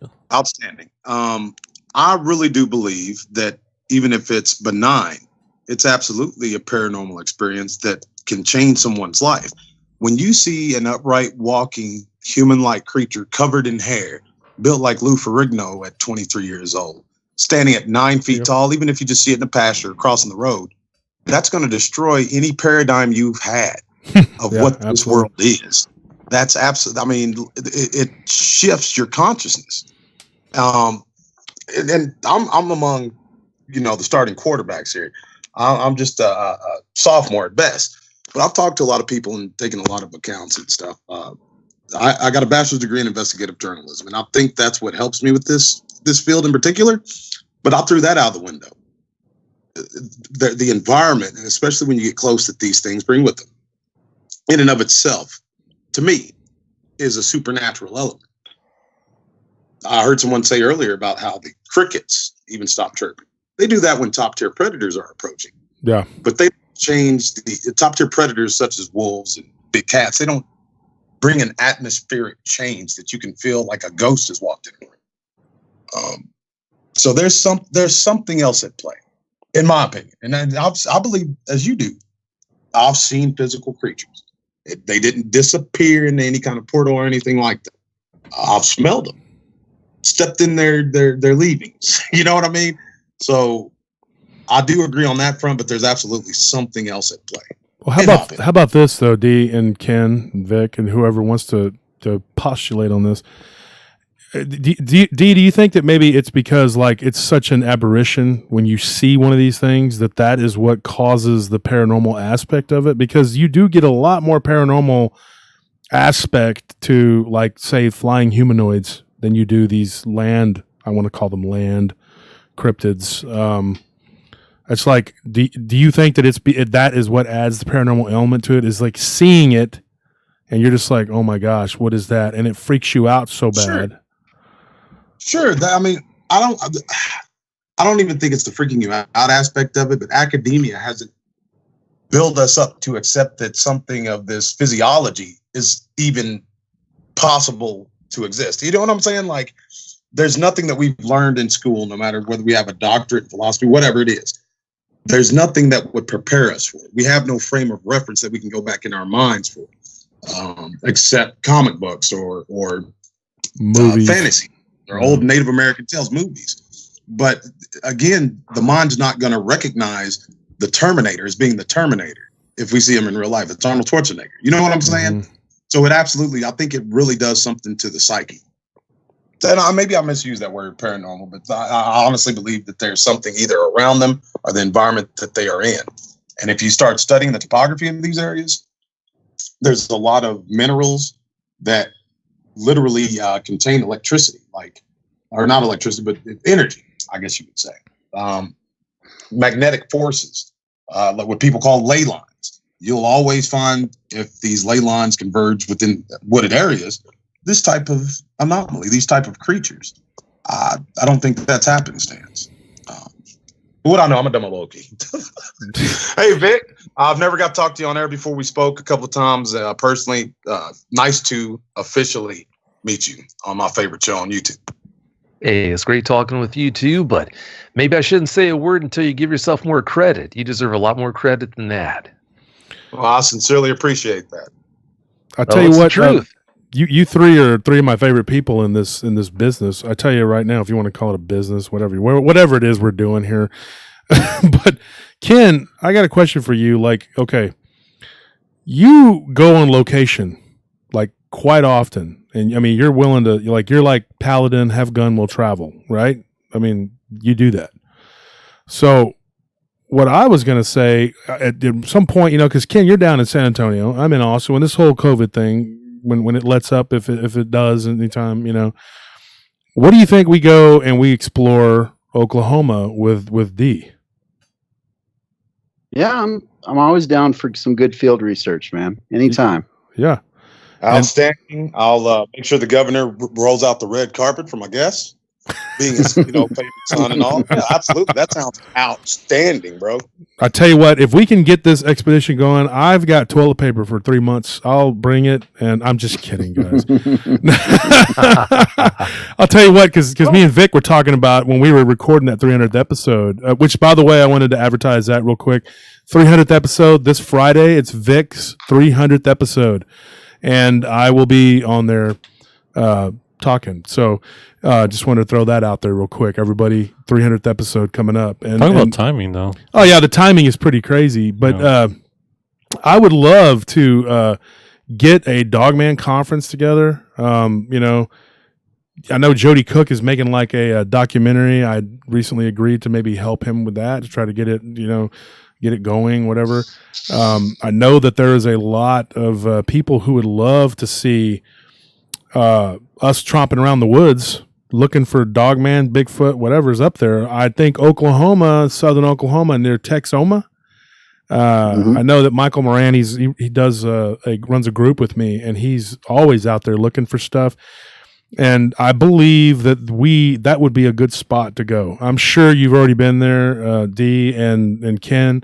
But if you're willing to drag my big butt out there with you, I'd go out there with you. And absolutely, brother. Not only that, if Ken will grace us with his presence, I know some people who own private property, lots of acreage, not only around Texoma, but in northeastern Texas, southeastern Oklahoma, around Anomalies. Mm-hmm. Yeah, we got some honey holes where we could actually see activity. That's where the investigative part of me didn't have fun. You know, I like collecting evidence and all that stuff. And that's not to take away from anybody who does it, because I did it for 5 years. But it's funner to see them. I mean, it's more, I'm not about like finding the glove of the robber. I want to catch the robber. You know what I'm saying? Isn't that area though a hot spot too? They're Texoma for these. I just did a show about it recently. Devil monkeys, you want to call them that? They're like they look like Dogman and Bigfoot and a monkey bred. I mean, and I hear a lot of stories out of that area. I believe one of them was a guest on your show, Vic, and then he was on. Is it called These Woods Are Haunted, or what is it called? Anybody know what? Anyway, yeah, These Woods Are Haunted. There you go. It's Michael Sheehan, I think, the one that is the producer, or whatever. But anyways, like there was an episode that I watched, and it was about those guys, and they got on a boat and it chased them or whatever. I mean, that area. I wonder, because I'm just thinking, you go out there and looking for one thing, we might find something else. You know, it's always the way. Well, see, that's the thing. That was Buster and his brother. Yeah, that was supposed to be a bona fide dogman or dogmen that they came across, but they were depicted as, I'm not sure if that was just a rendition. These Woods Are Haunted, their rendition of what they thought they ran into or not. But yeah, they were just straight up dogmen that they encountered. Yeah. In that area, Doss and Ken, if you know, I don't know if you guys know, but is that area known for Bigfoot?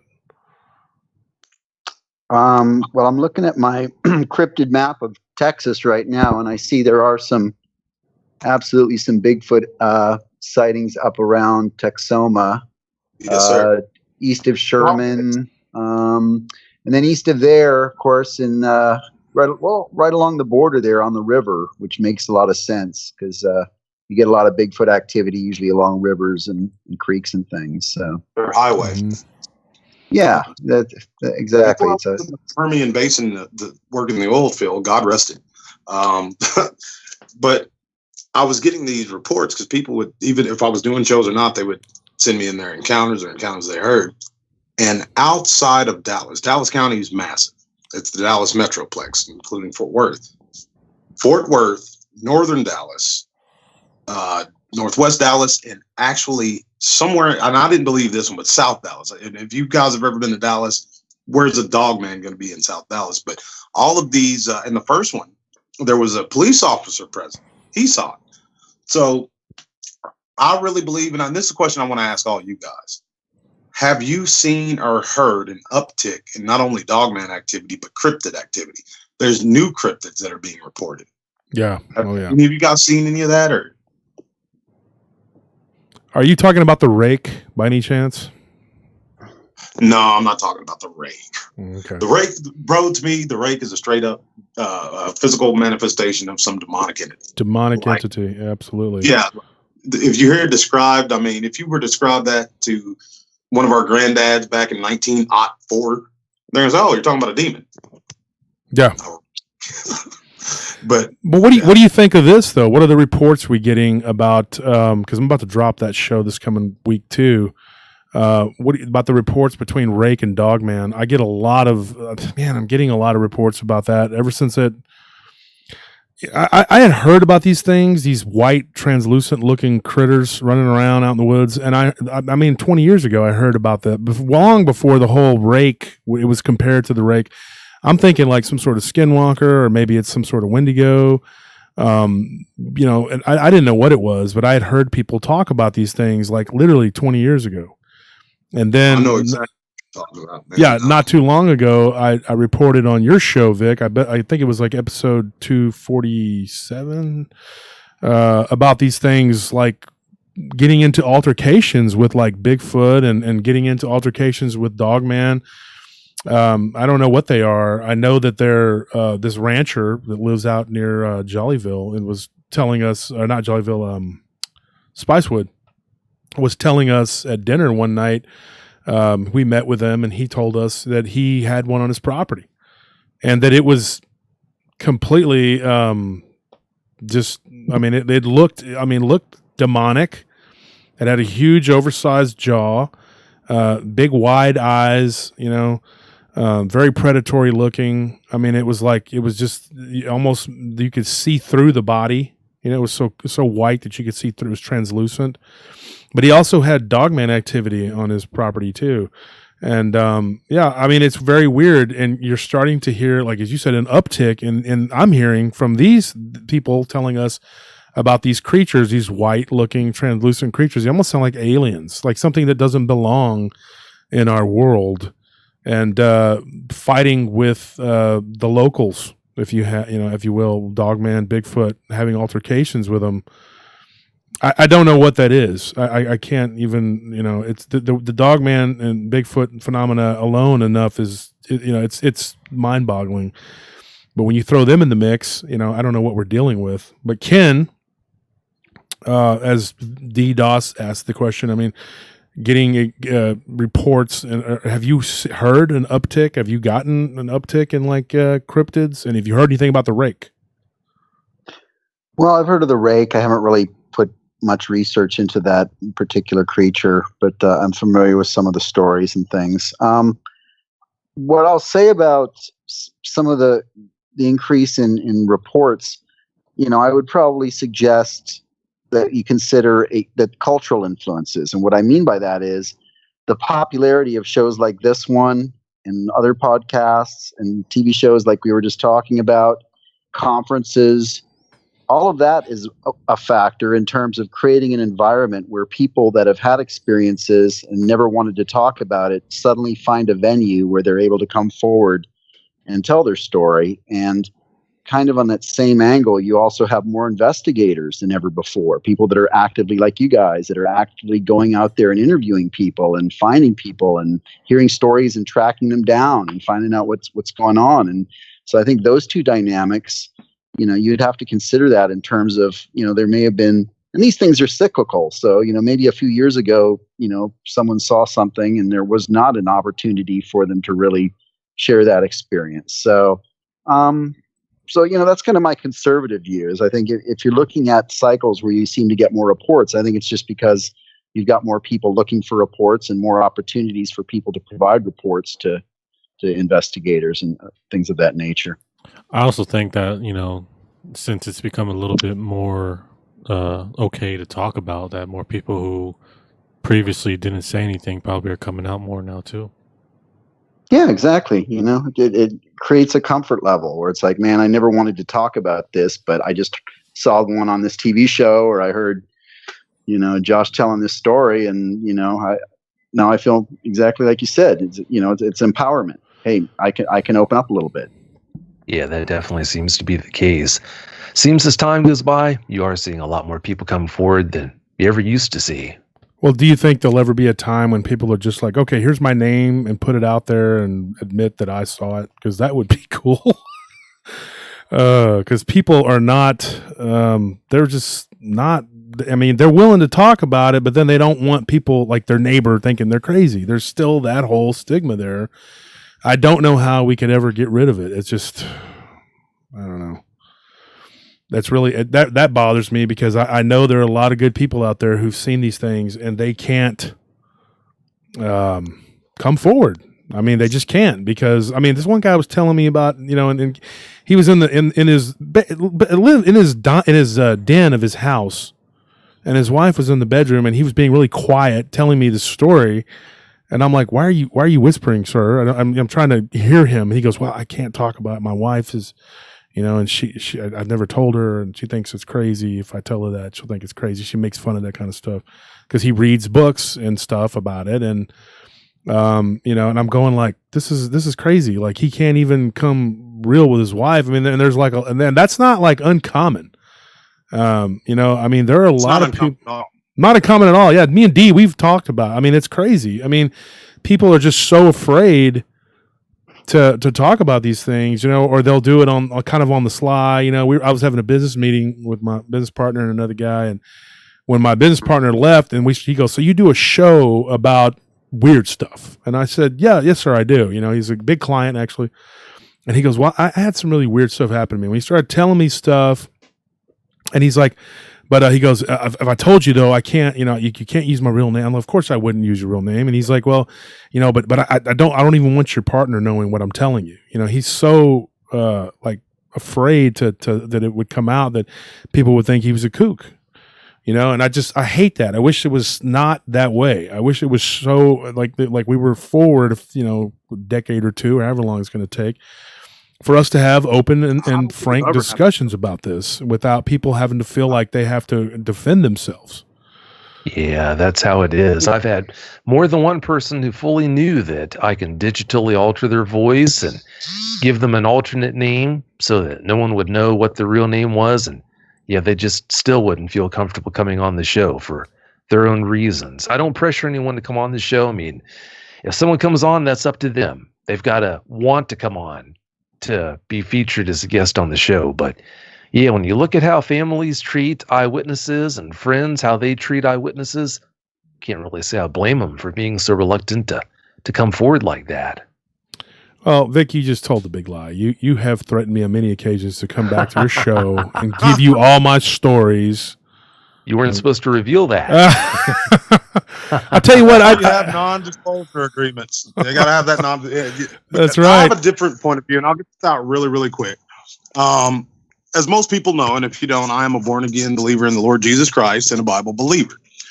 I don't believe that it's because of the advent of cell phones and communication and whatnot, because as that's progressed, we have regressed into staying in our homes, staying out of the woods. Turn the clock back 40 years ago, we were going to national parks for picnics. Now the national park systems have to have bailouts and whatnot. You know what I mean? So I really do think that the elevation and the sightings of these things, and from my investigation just in southern Oklahoma and North Texas, there was a 3-year period of time where there was exponential growth in the amount of creatures in that area. And I'm talking about, we got baby footprints. They look like toddlers' footprints. And I know that they have these birthing seasons and whatnot. I've talked to some of the old school investigators. They explained it that way. But being in contact with all these other independent field investigators around the United States, they're reporting the same exact thing. Like, we call it a population boom. Now, I really think that's, how do I put it? That's coinciding with us and our kids having our noses in our phones all the time, listening to YouTube, watching Netflix. We're not going out having those picnics. We're not going out to our favorite honey hole, pulling up bass and crappie. You know what I'm saying? So is it because we have a lack of presence in the woods that they feel more comfortable to roam and therefore breed? Or is there something else at play? I don't know. But I really do believe that the amount of people that are seeing it is growing because the number of the creatures are growing. And I respect that opinion. Oh, I'm sorry. Oh, no. Go ahead, Vic. I respect your opinion there, D, but I've got to beg to differ. Now, I'll be the first to admit that, yeah, I could be totally wrong about this, but in my opinion, I think it's two things that are responsible for the rise you see in all these reports of people coming forward. Number one, I think it's communication. Back in the day when people were having picnics or whatnot in national parks, you could have a dogman step right into a clearing and you could have 1,000 people see it right there. And if that happened, how long would it take for that news to go around the world?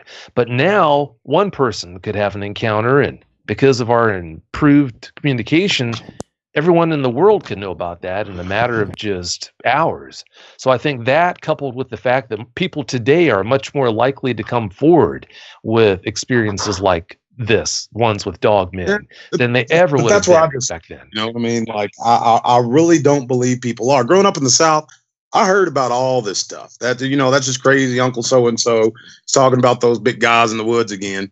This has been going on since, civilized man.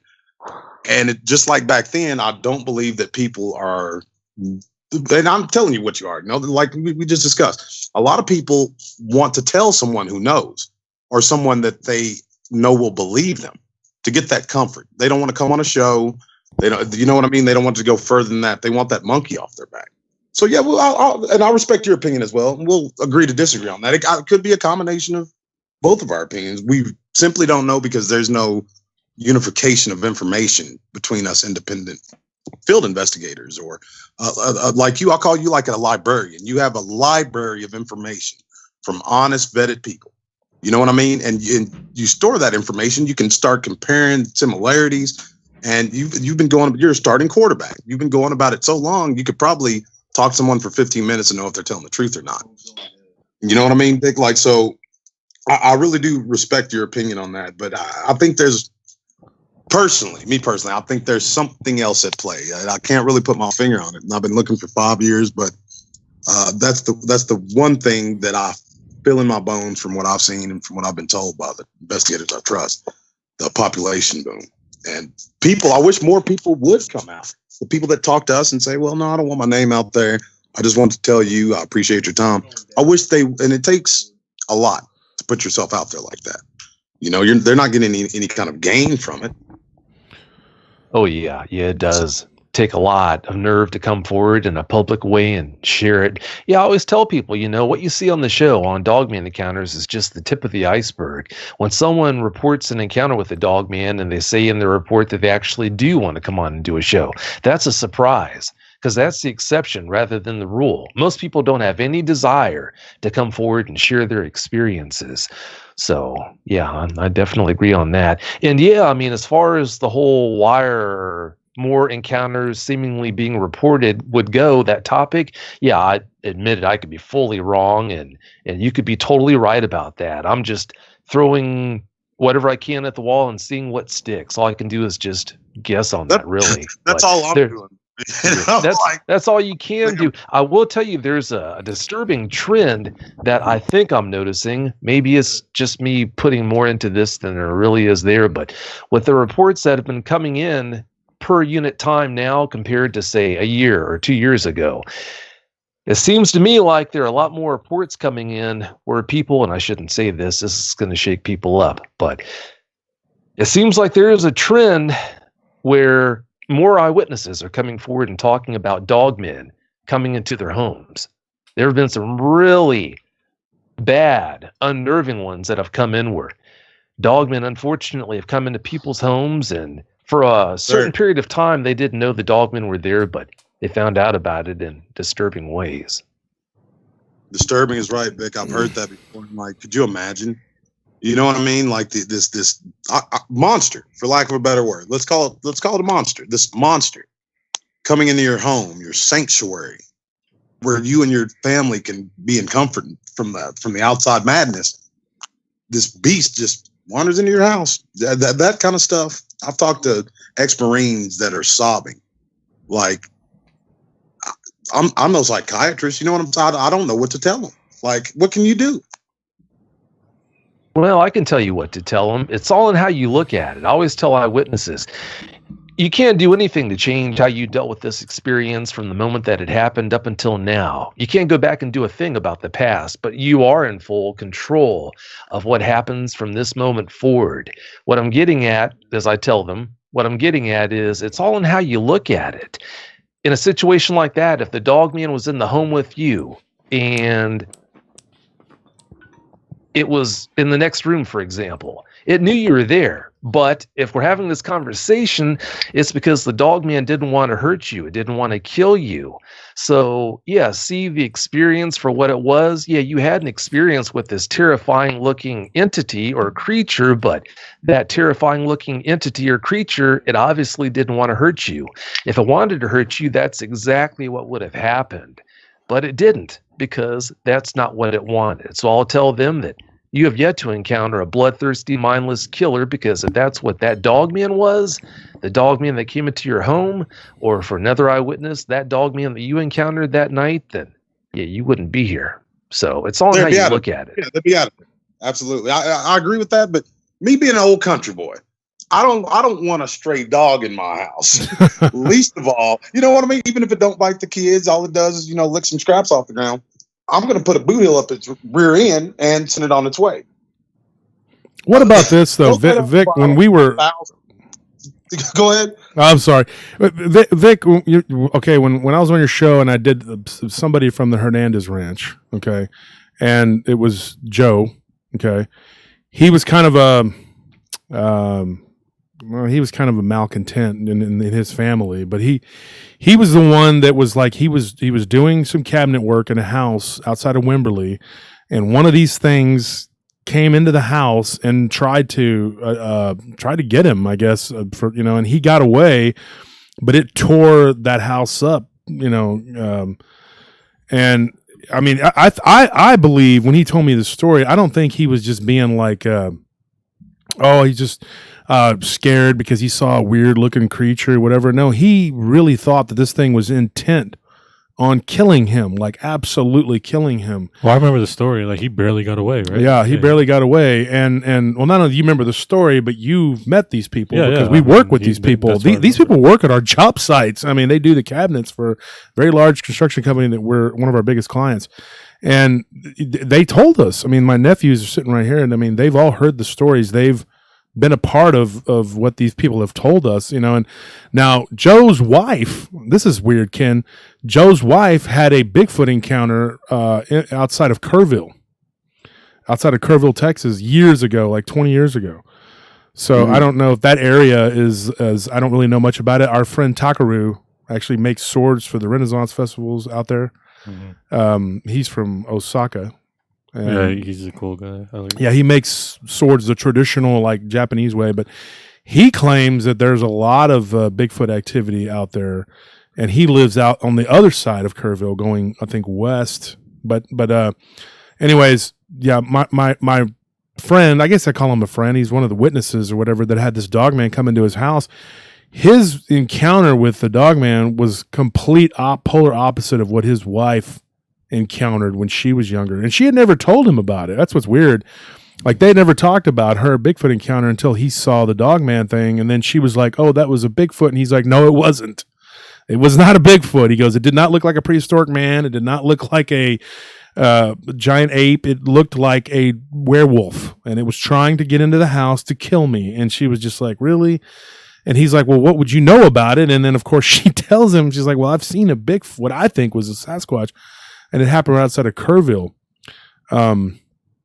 I don't know like much about the whole like that where the Bigfoot are spread out or whatever. I've talked about this before too. I know that when I've talked about Devil's Backbone, the Bigfoot tend to stay in one area and the Dogman in the other. And I know, Vic, we've talked about that with the LBL. They're like territorial or something. Like the I think the Dogmen stay in the south end, or is it the north? The south end, right? North okay. of Highway 69. Well, I had a 50-50 shot of getting it right, so I got it wrong. And you got it right. We've talked about it. That's right. We did. Before we go forward, there's an important thing I want to throw out there that I think might benefit someone who's listening to this who had a dogman and their opinion come after them. Dogmen are masters at making you think that you just barely got away with your life from them. They're masters at that. I remember you coming on the show, Josh, and talking about what that man went through with that dogman that came into the house, and he was convinced it almost got him. But again, they're masters at doing things just right to make you believe that you just barely escaped with your life. I've got no doubts that dogman wasn't really out to get him. It just wanted to make that impression on him, because the dogman knew. They're intelligent. It knew full well that if you do this or that to get a rise out of someone, that's one thing. But if you make them think that they barely escaped with their life, then that's going to just, I mean, you can't get any more sinister than that. That's what they're all about. So yeah, I can appreciate him thinking that, but I've got no doubts that dogman didn't really want to get him. You're talking about creatures, entities, whatever they are, that can easily catch and dispatch a deer. I mean, if they're fast enough. That's a nefarious creature, bro, that you're describing, that wants to invoke fear for fear's sake. For fear's sake, that sounds like the adversary. And that's why I try to encourage people with that stuff. You know, I'm not like, I don't want to be. I'm not a fearmonger. We have power that's given us. We're the only creature on this planet that's made in the image of the one true God. And he makes us king and priests of our home, such as King David, the giant slayer. I'm a giant slayer, bro. You know what I mean? When these things come in my home, I feel bad for it. I honestly do. I've seen what they refer to as a dog man, upright walking canine type being, but that's not the first thing that came into my mind when I saw it. What it brought, and Vic's right. What he brought with it was fear. Fear. I felt fear before I ever laid eyes on it, and it was impractical. It made no sense because that atmospheric change that came. Yeah, they absolutely. They're not just a physical beast. The one that I've dealt with, and some that I've heard of. There may be just some physical upright walking canine type creature out there, but that's nefarious. Like just terrorism, just to spread fear. Yeah, it is. Ken, I have a question. Well, real quick, I don't want to interrupt you, but I've been holding this. I've been putting it back long enough. It's been a great conversation, but we do have some giveaways to give out. And I just saw another comment asking about it. So real quick, we're going to give away a couple of things to Deborah Crawford and Bill Teague. Just email us real quick. Email us at DOSWolfman. Yeah, if you're listening, Bill and Deborah, I know you guys, I've seen you guys' names before. Tony just picked two people from the comment section on the Facebook Live post. And send us your shirt size, and we will get a book, an autographed copy of Ken Gerhard's Flying Humanoids or The Essential Guide to Bigfoot. Well, I wanted to put Diablo Warwolf, but apparently that's cheating, because he's your brother. Is that his handle? Yeah, that's his handle. That's why he's going through. Diablo, get off of there. You're not. He's over supposed here. To be at work. What are you doing? Supposed to be working. Ken, I have a question for you. I've been dying to ask. Okay, this is one for you and you specifically. Okay, now you heard what we were just talking about, me, Vic, and DDoS, and we all have sort of differing opinions on what this is. Okay, but for you, okay. Do you have any stories that were given to you? And you don't have to repeat the stories, but do you have stories you've been told of these Sasquatch trying to do what these dogmen do, breaking into people's houses and terrorizing them to invoke fear, or trying to go into people's domiciles to murder them?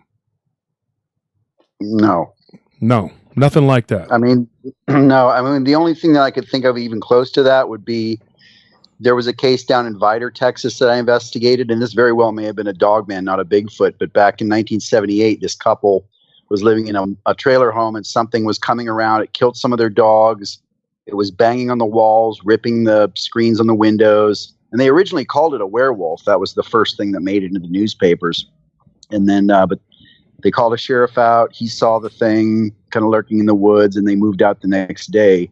So, I mean, that's one of those exceptional cases. There's a case in New Jersey that was similar to that, where this Bigfoot was attacking the livestock. There are a few stories like that, but they're pretty fleeting and rare. It's not something you typically hear about too often. And because the physical descriptions are ambiguous, I mean, maybe those are actually old dogman reports and not Bigfoot reports, because it's just a big hairy thing, right? That's typically what people are saying is terrorizing them. But I just wanted to make one other point based on what you guys were talking about a minute ago, which is all of the descriptions you were talking about, what Vic was talking about in terms of dogman wanting to terrify people and, never actually causing physical harm, is an exact parallel to what I write about in the Flying Humanoids book, right? Mm-hmm. With encounters of Mothman and creatures like that.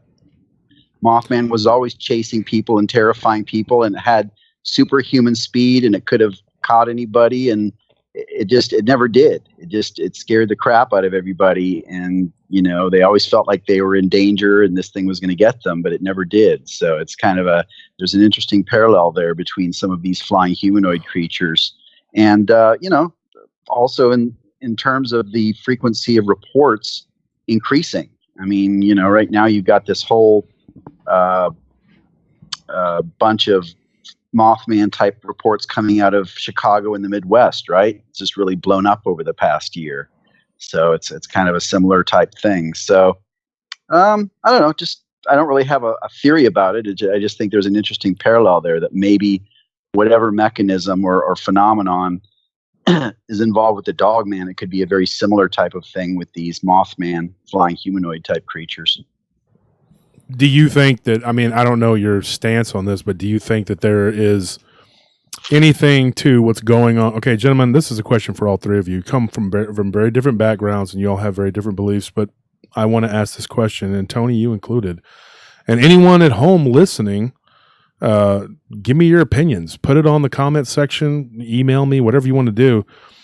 We have had, and I'm going to do a show about this pretty soon because it's just, I've gathered a lot of stories about this. Strange birds, strange gatherings of birds, like crows, like in Seattle, just and all these weird cities I've read about recently around the world, having like just large gatherings of these murder of crows. And then the earthquakes that have been hitting with frequency, just like Utah, places like Idaho. All these earthquakes that have been happening. We had one here in Texas, which is really weird. Not where me and Ken are at, but out in West Texas. I think it was near El Paso. These really weird, strange events that are taking place right now in our world.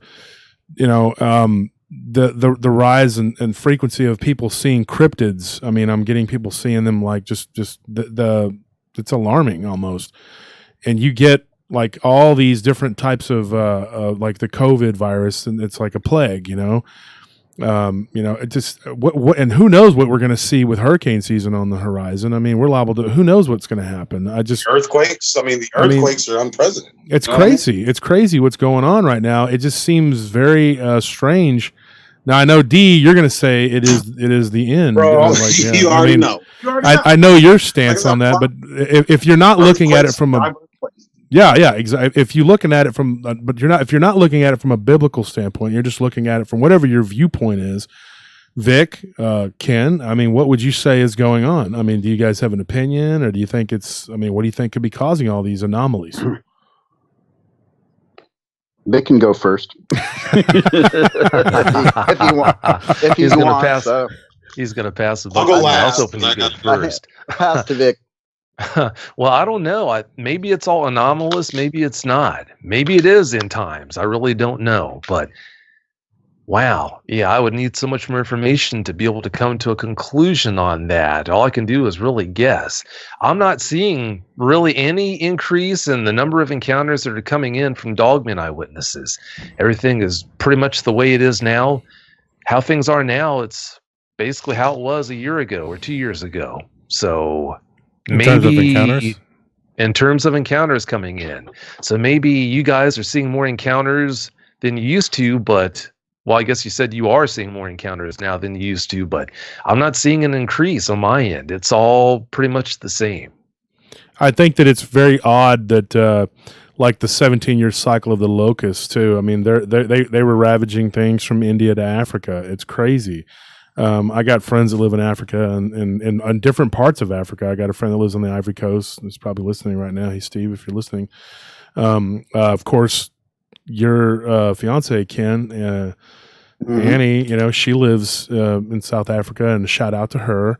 And so we have a lot of friends. My friend Bram, he's from what used to be Rhodesia, is now Zimbabwe, but they have reported some weird things going on, like the locusts, up in I think the northeast Africa, just tearing up everything. I mean, and it's happening while the COVID is ravaging.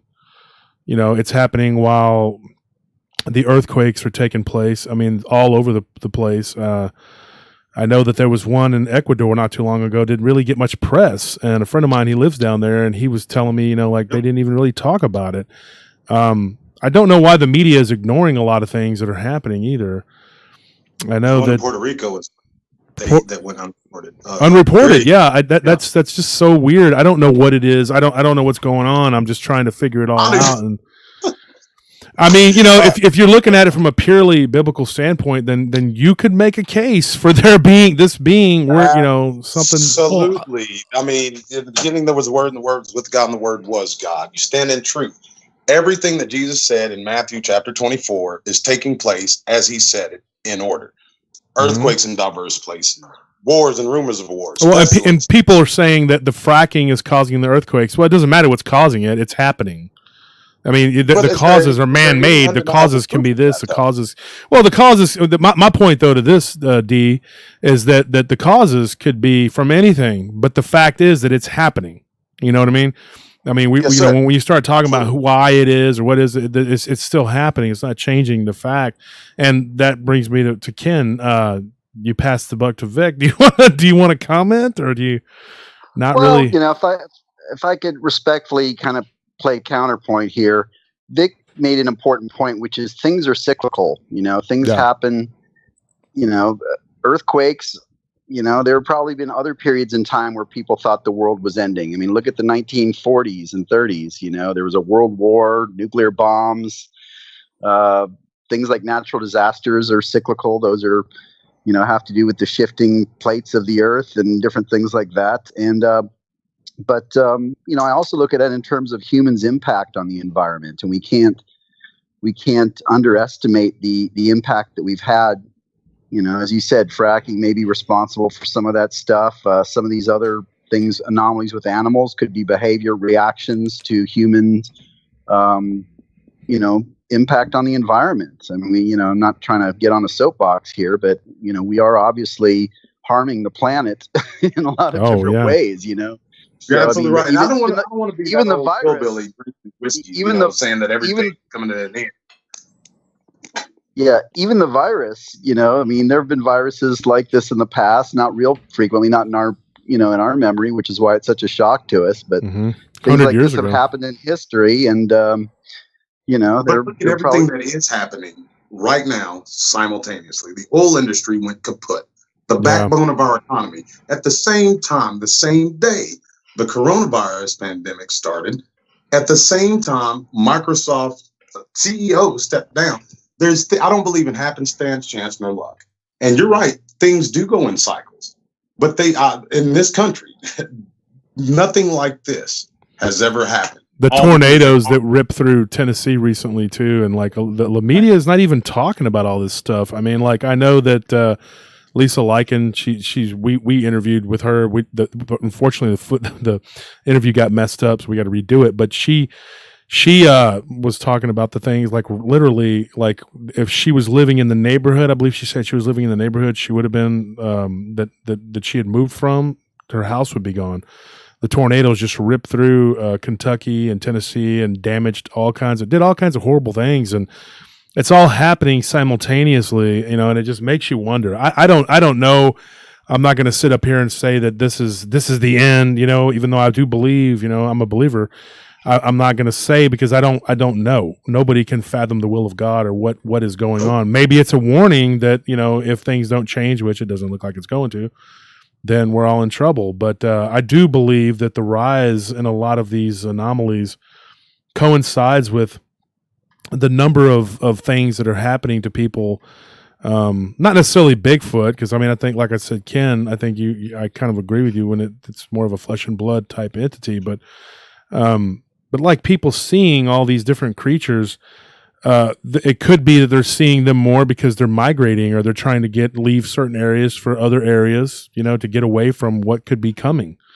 Maybe people are seeing them more because of that. They're moving around more. I don't know. And then there's no conclusive evidence to one side or another. You know, I was just from my personal field investigations, some great investigators that I trust. But that could just be a segregated thing that's sporadic.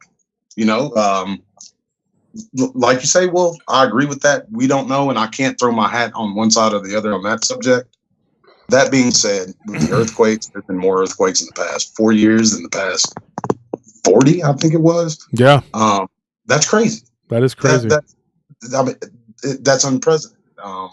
Tornadoes. I'm in the middle of Tornado Alley. There's been more tornadoes down here than there has been in the past 100 years, in the past 10.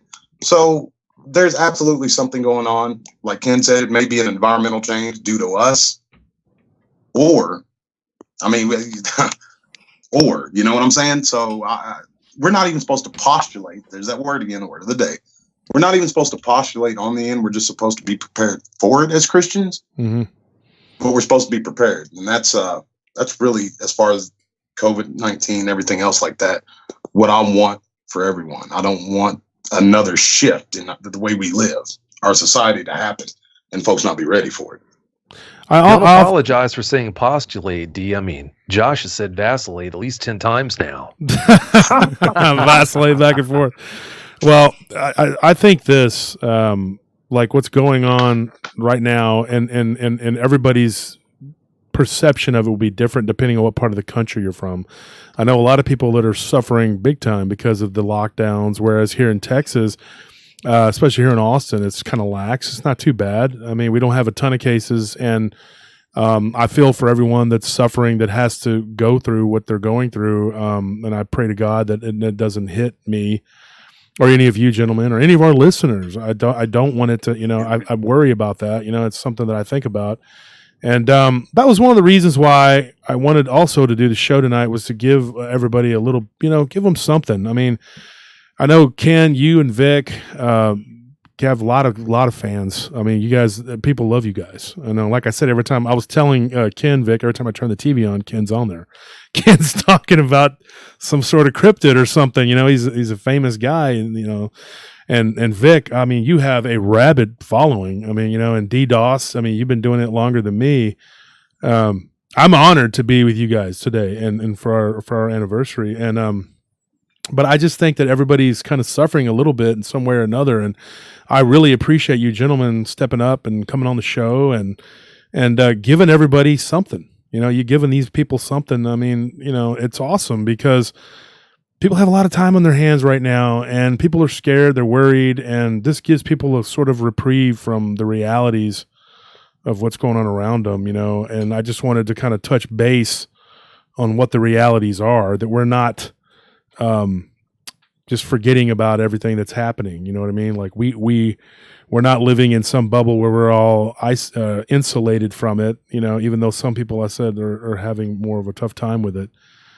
I think that everybody needs to understand we're all in this together. And I know people like me and D, we want everyone to be prepared, and me and Vic, we talked recently about being prepared, just with supplies, not having to go out all the time, whatever. And I know that Vic is very busy guy. He's very slammed with trying to edit. I know he's going to be editing my show that I did with him. And to take the time out to come on and to say hi to the fans is very appreciated, Vic. I know that you have, like I said, a lot of people that love you. And Ken, you're an awesome guy. I really enjoyed hanging out with you, and just talking to you. And I appreciate you guys coming out and doing this, because everybody knows that you guys are busy. Ken, you're a writer and you got all kinds of things going on. And Vic, you're, you have to do the show. You edit, all the time. You're very busy. And like you said, he just got off of you recording. just taking time to come out and say hi to everybody and talk to the fans and give your opinions about things. And I know that from past experience, I mean, like when I was younger, reading your books, Ken or Lyle or Linda's books, whoever, and it gave me a reprieve from my day, whatever. You just kind of get lost in something that's not the negative reality of life. At times it could be so monotonous and hard. And that's one of the reasons why I just said, when me and D, we were talking, we're like, hey, let's just do a live show. And let's give everybody something, give them a little something. And that's why I wanted to do the book thing too. Everybody that's listening, Ken, check out his books. He's got a lot of great books. Check out Vic's show if you're not already a fan of his show. He's got 1 million encounters on there I can't even tell you how many. Well, this week, 300. Yeah, and the week is his 300th episode that I'll be on there. DDoS, the BDRP. Your show, D, you've been working so much in the oil fields now, and now all of a sudden the work just stopped. And so they hit the brake real fast. That's something you should look into. Those gas prices are awesome, but it's at the cost of a lot of good men and women losing their job. They're pulling up drills or rigs in the Permian Basin. That's, if you know anything about the oil industry, that's madness. Yeah, Wolf Camp. Yeah, Wolf Camp out there was one of the wasn't the largest oil find in North America. Yes, sir. After the Gulf Shelf. Yeah, the Permian Basin, and that's out there, Odessa, Midland, and you live in Dallas, right, D? But you drive. Are you stay out there like what? I actually moved. I got a new another job. It was a better one for a kind of a bigger company, and I moved to Odessa, the Odessa Midland area. Oh, you didn't tell me you'd moved out there. Okay. Yeah, I've been out there for almost 2 years, but I'm now back in the motherland. Yeah. Beautiful Oklahoma. Well, I thought you were living near Dallas. I can't believe that. I thought that. I was. Yeah. But when everything went bust, I just came on back home. Well, I can see how it is. You don't tell me that. You just move and don't say anything. I'm sorry, bro. That's all right. I forgive you. Those 7-day-a-week schedules, 90 hours a week and all that stuff, they don't leave much room for anything except work and sleep. Well, I really want you and all you gentlemen, it's an open invitation, to jump over on my channel sometime this week. And I really want to get into that, what's going on. And because like you said earlier, Wolf, I think Ken mentioned it as well, mainstream media isn't out there for us. No, it's not. Anybody who believes that, it's a propaganda machine. Yeah, and it's not really down with the sensationalism is a big deal too. It's not really like talking about. They don't really care. It's just they're going to put out what sells, and that's it. And creating whatever smoke screens. And I know.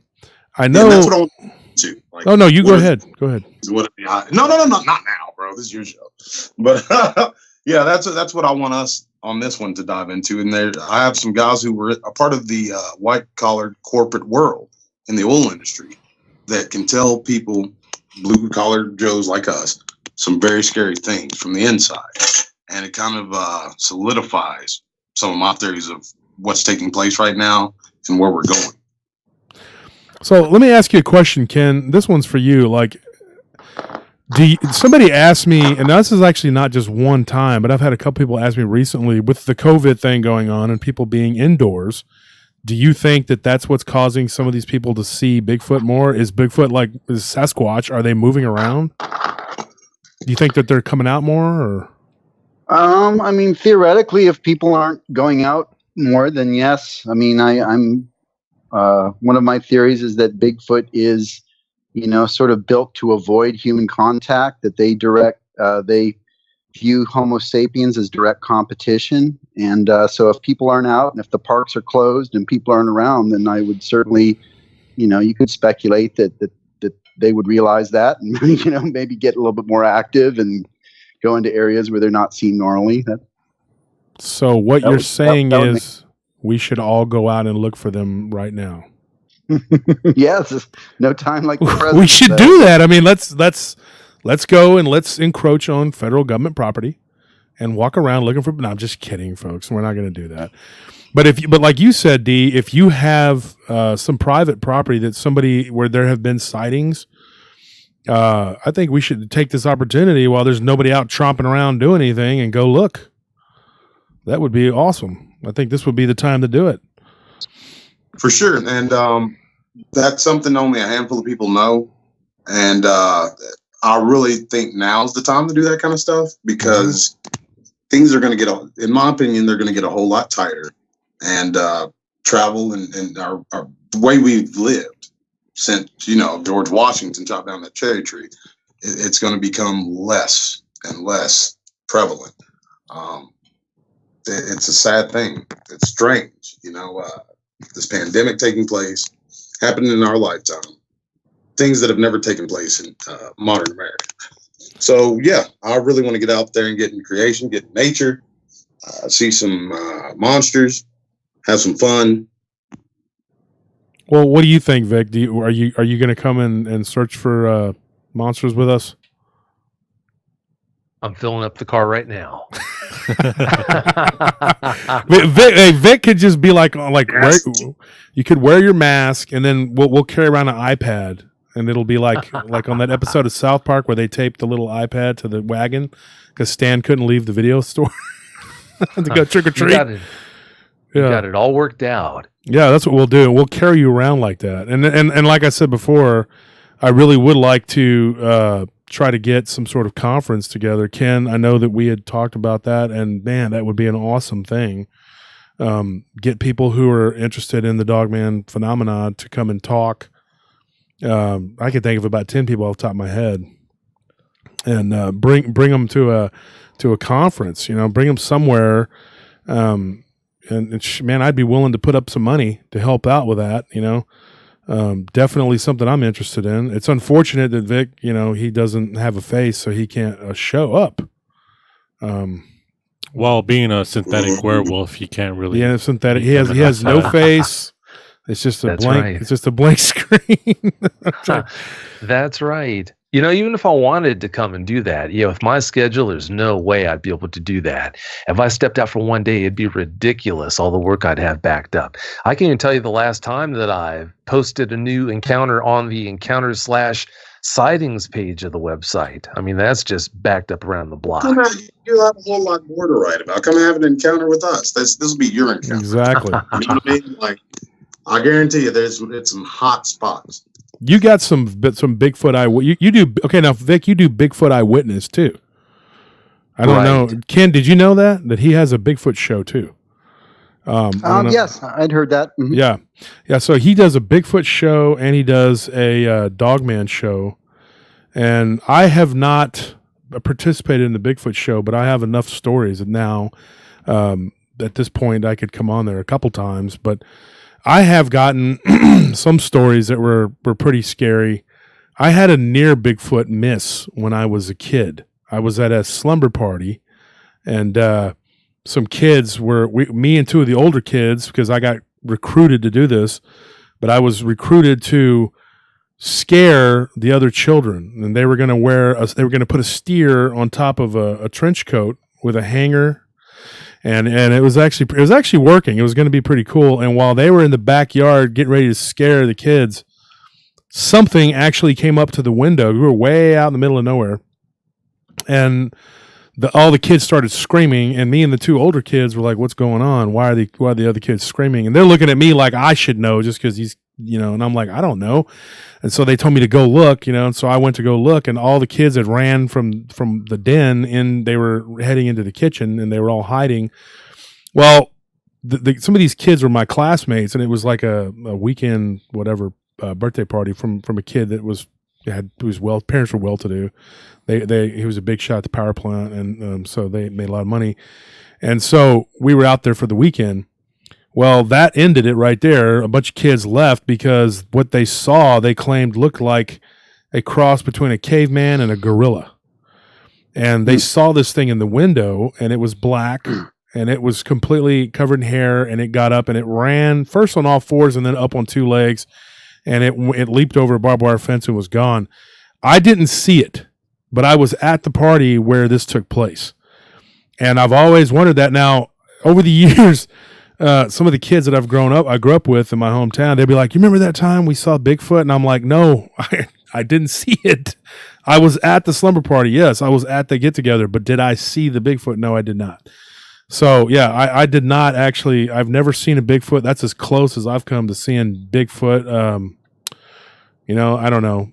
There was something that was really weird one time at one of our job sites, and me and my wife saw something gray like move, and it was really large. I don't count as a like seeing something unless I can actually verify that yes, that is.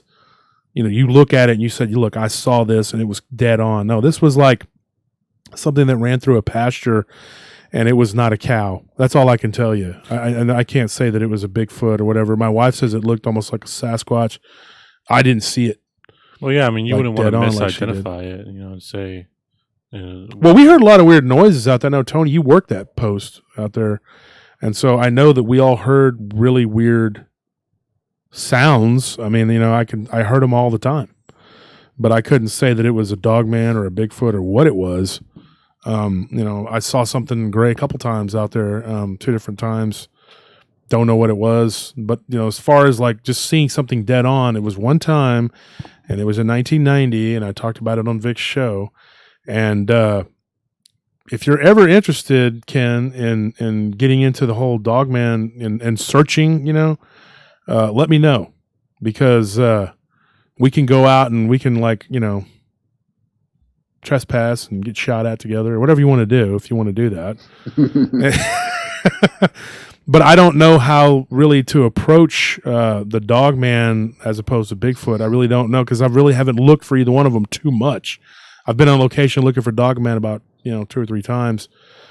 Not Bigfoot. I've never really gone out and looked for a Bigfoot, but it's something I'd be interested in. I for years and years, and Vic can attest to this. I told him, I was like, I'm not going to go in the woods. I hunted and fished till I was 15, then I stopped. I quit going out in the woods. I didn't get too close to wooded areas. I mean, it was scary. I didn't want to be. I didn't want to see one of these things again. I just didn't. It scared me. And I'm a big, strong guy. I'm not afraid of people, but these things are another ball of wax.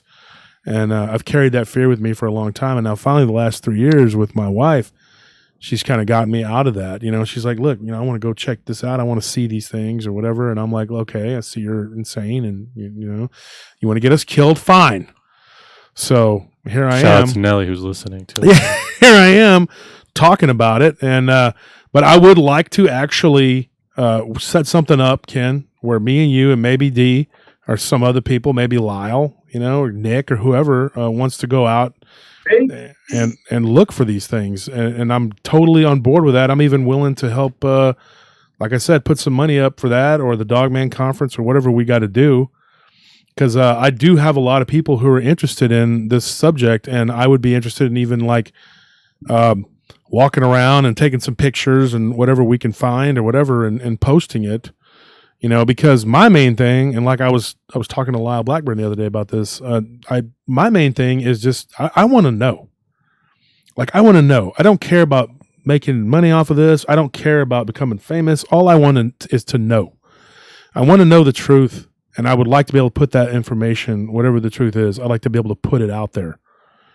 That's what I care about, and that's my main thing. And that's also a reason why I've been so hell-bent on keeping my show free and not having to charge people, whatever, because it's not something I'm doing for a living, first of all. But I want to be able to always be able to have the show for people to listen to and have that freedom. Access to that they can access it, and just be able to come and say, hey, listen to the stories, and get the information out there. The world is not the way a lot of people were brought up to think it is. It's not this just like real simple whatever. There are things out there that we can't explain. Cryptids. I mean, as Scott Martis is a good friend of mine too. We talk pretty regularly, and he's a good guy, and he, he's got a wealth of knowledge about these cryptids from the water, like the lakes and the oceans, and then he's got all these stories about the like dinosaurs. Like he knows about all these dinosaurs, and now that's another thing. I get stories about dinosaurs. I get stories all the time, especially out of South Texas. That South Texas corridor from like Alice down into the valley. Ken, you know what I'm talking about? Yeah, a lot of like flying stuff and like things that look like pterodactyls and pterosaurs.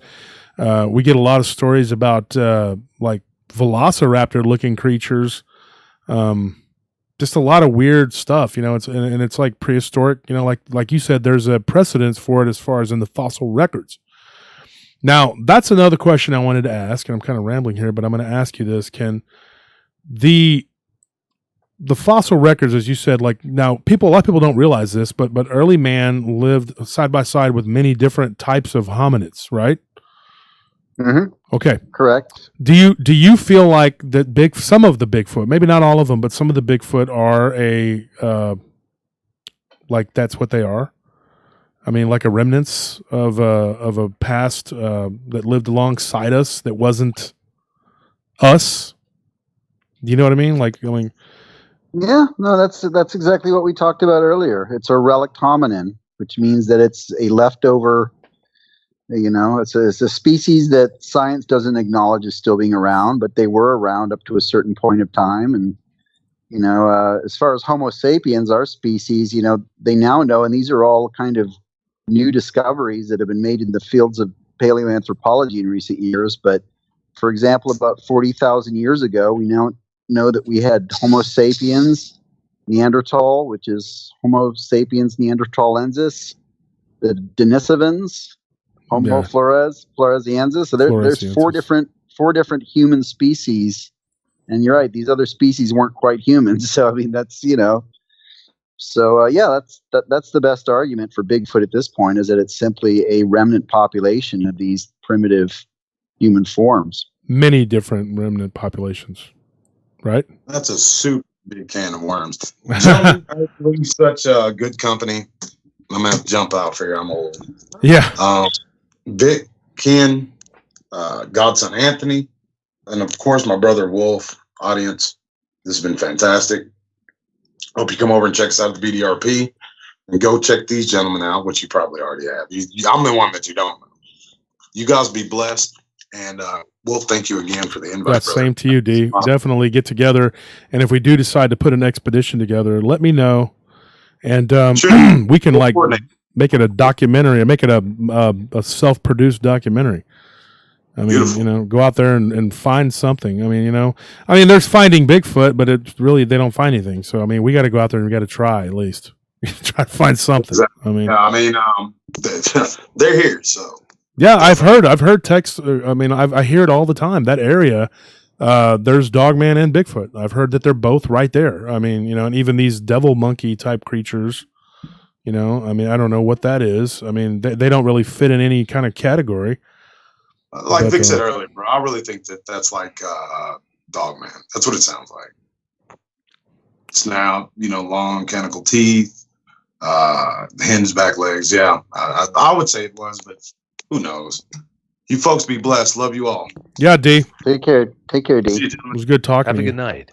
Yeah, and so guys, I know the hour's growing long, and I'm sure you guys have things to do, and I appreciate you guys coming on and doing the show with me tonight, and I appreciate the company, and thank you for your opinions, and thank you for all your facts and everything that you've thrown out there tonight. It's been awesome, and I like I said, Ken, I'm really serious about that. We need to, we're talking about it on the air here, but we need to get together and do something. And, yeah, definitely. Yeah, it's been an honor. Thanks for having me on, and once again, congratulations, Josh, and you and Tony and Nelly and the whole crew, and keep it up. You're doing a great job. Yeah, I appreciate it, and I appreciate you coming on. Who would have thought? It's just so hard to believe it's already been a year. Yeah, definitely. Congrats on your show and all the success that's come along with it. You deserve it. Well, I couldn't have done it without your help, Vic. You helped us from the beginning, guide us through it, and all the different obstacles that we had to overcome, and I appreciate you giving me your time, and I appreciate Ken, you give me your time, and you guys are definitely true gentlemen, and I appreciate you coming on the show. And I'm looking forward to Friday. I don't know now, Ken. I don't know if you listen to Dogman Encounters, but I'm going to be on his 300th episode on Friday, and telling some stories. I'd like you to check it out, man. Tell me what you think, man. Very cool. And Saturday night, I will be on the History Channel on a new episode of The Unexplained with William Shatner. Oh, I love that show. Oh, awesome, dude. We will be talking about werewolves and vampires. Oh, there we go. Oh, there we go. I don't know how much I'll be on there. I haven't seen the episode yet, but might be worth checking out. Oh, you're always worth checking out, Ken. Every time I turn the TV on to watch one of my shows, you're there. You're always there. You're always there giving your opinions and telling people what's what. That's pretty crazy, man. So and man, just like everybody, Friday night, I'm stoked. Vic is stoked. We did a show for his 300th episode. I can't believe it's been 300 episodes. I'm all the way back from episode 55. So it is hard to believe. It's crazy. It is. The time does fly. It definitely does fly. Yeah. Congratulations, Vic. Well deserved. Hey, thank you. Yeah, thank you very much. All right, guys, I'm going to let y'all go, let you guys run. And folks, stay tuned with us for a minute. I'm going to talk to everybody for a few seconds and give you guys a little something else. And Ken, Vic, good night. Enjoyed having you guys on. Pleasure. Thank you so much for coming on and making this a good episode for everybody to listen to. Absolutely. Oh, thanks. Be safe, everyone. Yeah. Thanks for having us, and I agree. Everyone have a great night. Yeah. You too, Vic. Ken. All right. Bye. So, folks, that was Ken Gerhard, DDoS, and Vic Cundiff. I want to shout out DDoS his channel real quick? BDRP, Mm-hmm. Bigfoot Dogman Research Project. Now, getting these guys all on the show, okay, it wasn't like a long planned out thing. It was very short. And I just said, hey, yesterday, I was like, you know what, I should do it. And DDoS and me talked. And he's like, we should do a show. We should do it. And so I just literally today, I'm not making this up, literally this afternoon, I hit up Vic and Ken and said, hey, would you guys be willing to come on the show and we could talk or whatever? Lyle was going to come on, Lyle Blackburn, but he was doing another interview tonight. So he didn't know how long that was going to take and if he was going to be able to make it or whatever.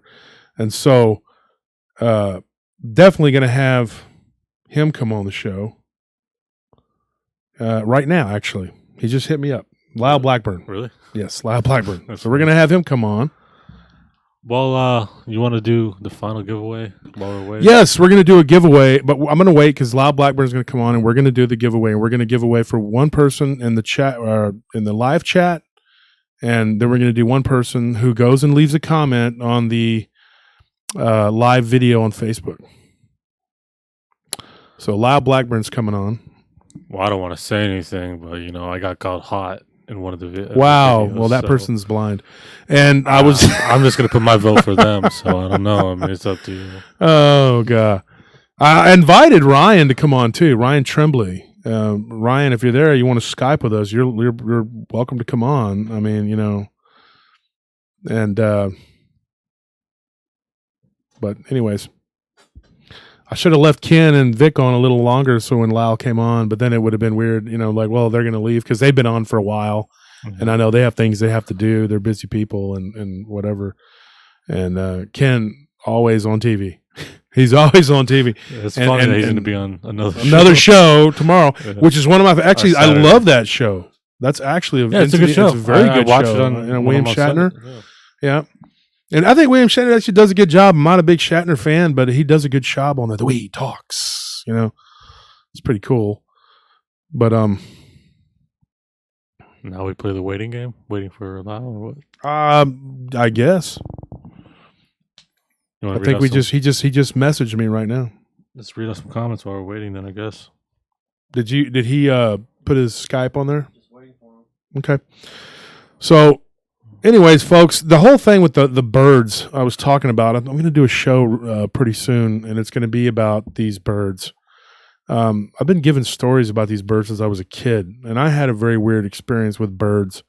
And I'm talking about crows, like these black subspecies of crow that were very menacing. And when I was growing up, there were a lot of people who had a lot of weird stories about them.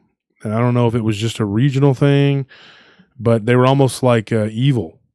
And so we're going to do a show about that coming up pretty soon, about these birds, these black birds. And I'll be interested in that because, I always thought that was just like a TV thing, as you see a lot of, or like a movie thing where it's like a murder of crows and all of a sudden something bad's going to happen. I don't know about something bad happening because, nothing really bad that I remember happened after I had my experience with my sister and my little cousin. But, it was weird. It was a weird experience. I was terrified. And I know that there are a lot of people who've had weird experiences with these birds. Some people think that they're an ill omen, like an omen of ill portent or whatever, or they think that they are just completely evil in the way that they swirl around and make shapes almost, like they're of one mind. Mm-hmm. I've heard of that. So that's what I was talking about. All these people are posting these videos of these blackbirds everywhere.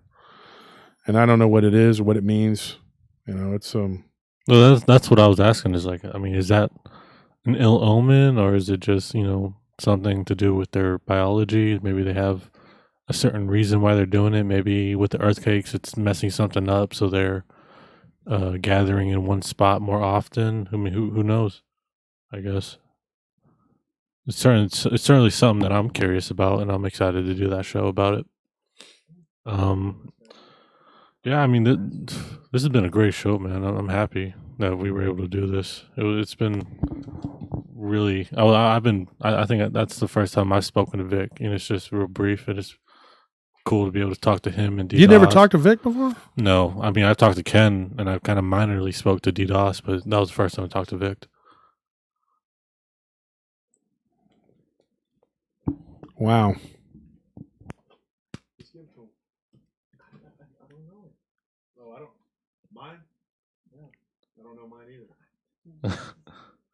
Sorry, guys, we're just trying to set up something up. Yeah, we're trying to do something here. But just 1 second.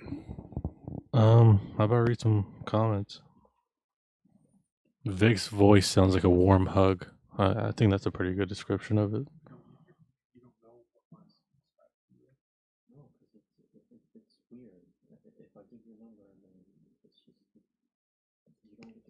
Beekeeper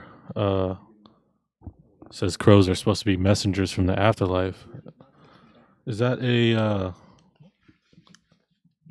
is that written somewhere, or do you have any, like, where did you see that to where you can put it down? Or 1 second.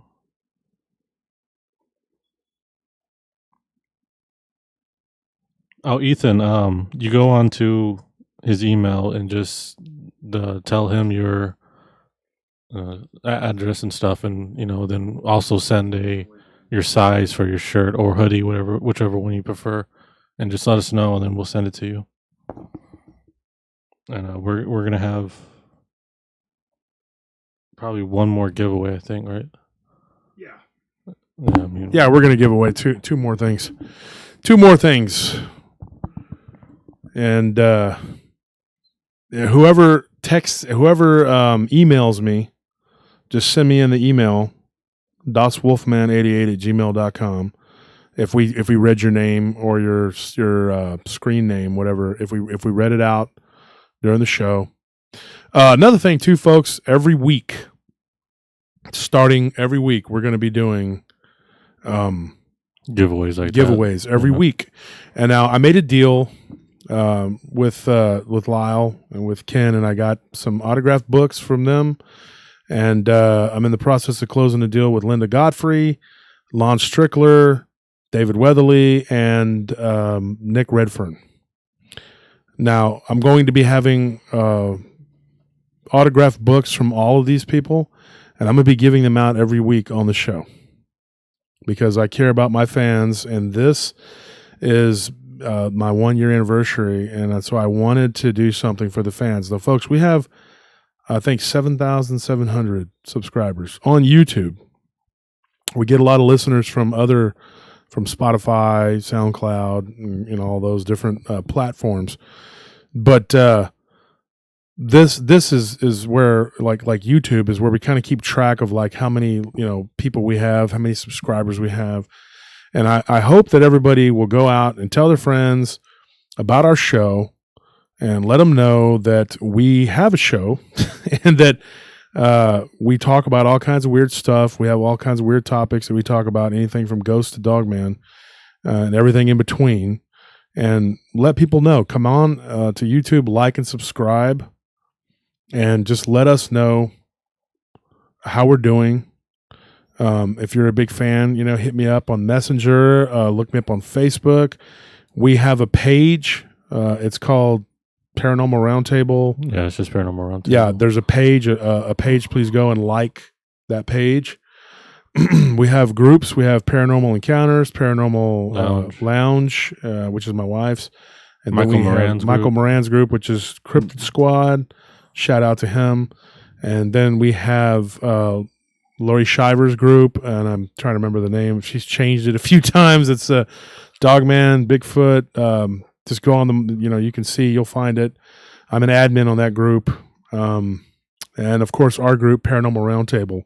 It is a group on Facebook. And so BDRP, DDoS, he has his own group. He has his own show. He was just on recently, and he had to run. But everybody, go and look up these groups. Go and look up the page. We have a prtpodcast.com where we actually have merchandise, and you can go and you can buy a sweatshirt or a t-shirt. We have different designs. I think we go up to 5X, I believe. And so anyway, that's that. And we're just right now waiting on trying to get Blackburn on the air.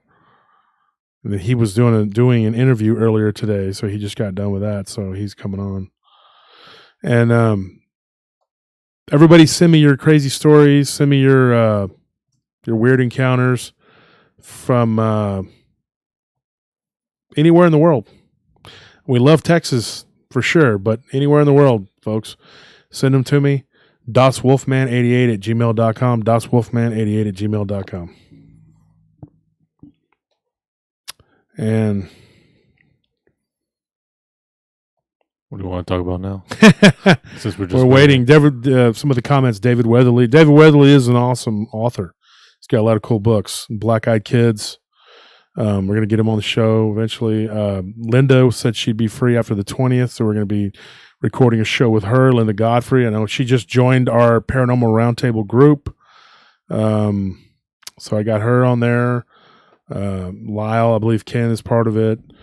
So everybody, we're all on this paranormal crazy ride together. And I just wanted to thank everybody for being a part of it. So we're going to do now, Tony, you need to pick out another name. I picked one. Who did you pick? I picked D's choice.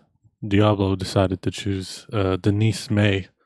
I figured since he's been with us the entire show, we should just follow his choice. She's in Vancouver, I think. Denise May? Yep. She just made a comment right now. Yeah. So you want to give her? Somebody's knocking, yeah. I think, I've seen her been commenting. Yeah, let's shout out to Anna Pedigo. Yep. So that's one. And who's the other pick? Huh? Who's your other pick? I was going to let Lyle come on, but okay. We're having some technical difficulties with that. So we'll see what happens. I will give you a story, guys. I know that a lot of people like to hear my stories. I'll tell you one. This one's a Rake story, since we were talking about that earlier. And Tony, I don't think you've heard this one, but it was in my arsenal of Rake stories. And we are dropping an episode Friday alongside the 300th episode that I'm going to be on Vic's show.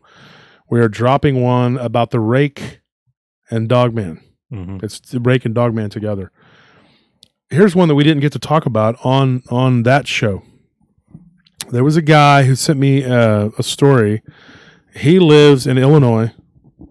And can you hear me? Yeah, my mic coming in good? Yeah. Okay. Because it sounded like kind of my headphones were kind of I think you turned it down a little bit, but... Okay. So anyways, this guy, he lives in Illinois. And I don't want to give away too much information. This happened to him when he was a teenager. And he said that he had heard... A friend of his had heard my show talking about the Rake on Vic's show. And so this guy sent me a story, and he lives in a small town. So I don't want to give it away because, and this happened to him in his girlfriend's apartment complex. They were smoking cigarettes on their balcony. And in the middle of the night, he said it was, and this is weird too, another weird thing. It was almost 3:00 in the morning, and they saw something. At first his girlfriend thought was a humongous white trash bag rolling, like blowing, in the wind. Mm-hmm. And it rolled up underneath a truck, one of the trucks that was parked there. And so at first there was like, it's just a trash bag, whatever. And that's what they thought. But then it began to move and I don't know if the word is undulate. Is that correct? It began to move. I don't know if that's correct, right. but it began to crawl, almost like it was gaining a shape. According to his girlfriend, it was like it was gaining a shape. But the guy was claiming that he had a better look at it, a better angle at it, because he was from the side where he was at. She had gone back inside to go grab something, I think a camera, and he saw this thing actually emerge from underneath the truck, and it popped up. And it did this little weird twist, and then it kind of crawled, and it went and it lodged itself between the truck and a car. And he said that it was suspended in the air with its arms and what he said arms and legs, which were almost interchangeable because the feet of what should have been the feet of what he could tell looked like hands. It was like 4 hands, and that it was suspended in the air, and it had like this membranous wings, like coming off of it, and it was almost like a white trampoline, and then it lifted up its like what became a head, and it kind of popped out. And it opened like eyes that looked completely black. And he said he was probably not that far from it, at the most maybe 40 yards. He could see this thing, but it did not pay attention to him or his girlfriend at all. So that's weird. I mean, it's a very weird story. And he said that it just kind of sat there and just kind of like went to sleep. It almost looked like its head went back down up under, like it tucked its head up underneath its chest, went up into its chest, and it just kind of like folded up and just kind of sat there hovering between those 2 vehicles. Now here's my, that's a crazy story. Here's my question. Can you imagine living in that complex? Okay. This is in a town too, by the way. Mm-hmm. This wasn't like, in the middle of some faraway land or something. Can you imagine being in that complex and you're going to school or work or whatever, you're going to leave or whatever. He said this was a little bit after dusk. It wasn't even that late. Okay. When he first saw the trash bag, and it just laid there on the ground from like 9 o'clock at night or whatever time it was that it got dark. Okay. He said it was I think he said it was in the summertime. And then he said that about 3 o'clock in the morning is when it actually moved and started rolling like the wind blew it.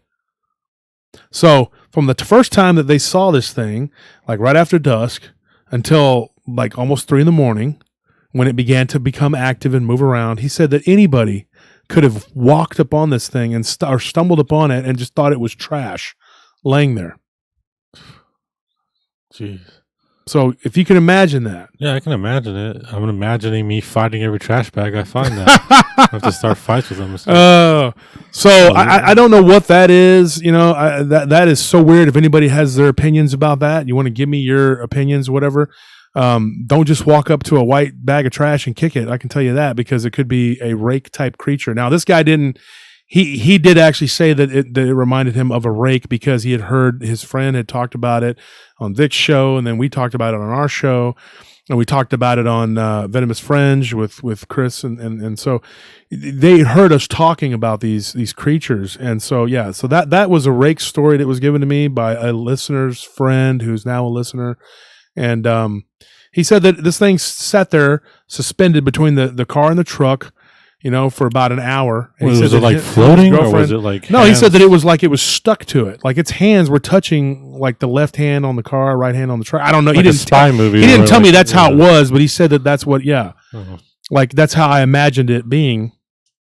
And he was saying that this thing was like just kind of there. And he kept trying to get up the courage with his girlfriend to go down there and check. And his roommate, who finally came home from work, I guess he worked at Olive Garden or something like that, or he worked at some restaurant. Like I said, it's not a real big town, he said, but it was like, they had, McDonald's and stuff like that. It wasn't a podunk town, but it was still small enough to where he manages a place and he doesn't want people finding out or knowing, whatever that's weird. But this happened to him when he was young, when he was a kid, a teenager. And his roommate, who was working at Olive Garden or Bennigan's or someplace, comes home and had literally walked up to this thing when it was laying on the side of the ground, on the side of the curb. When he first walked up to it, he thought it was like some sort of trash. And then he saw that it was like some sort of white puddle of goo, or at least that's what he thought it was. And he almost touched it with his foot.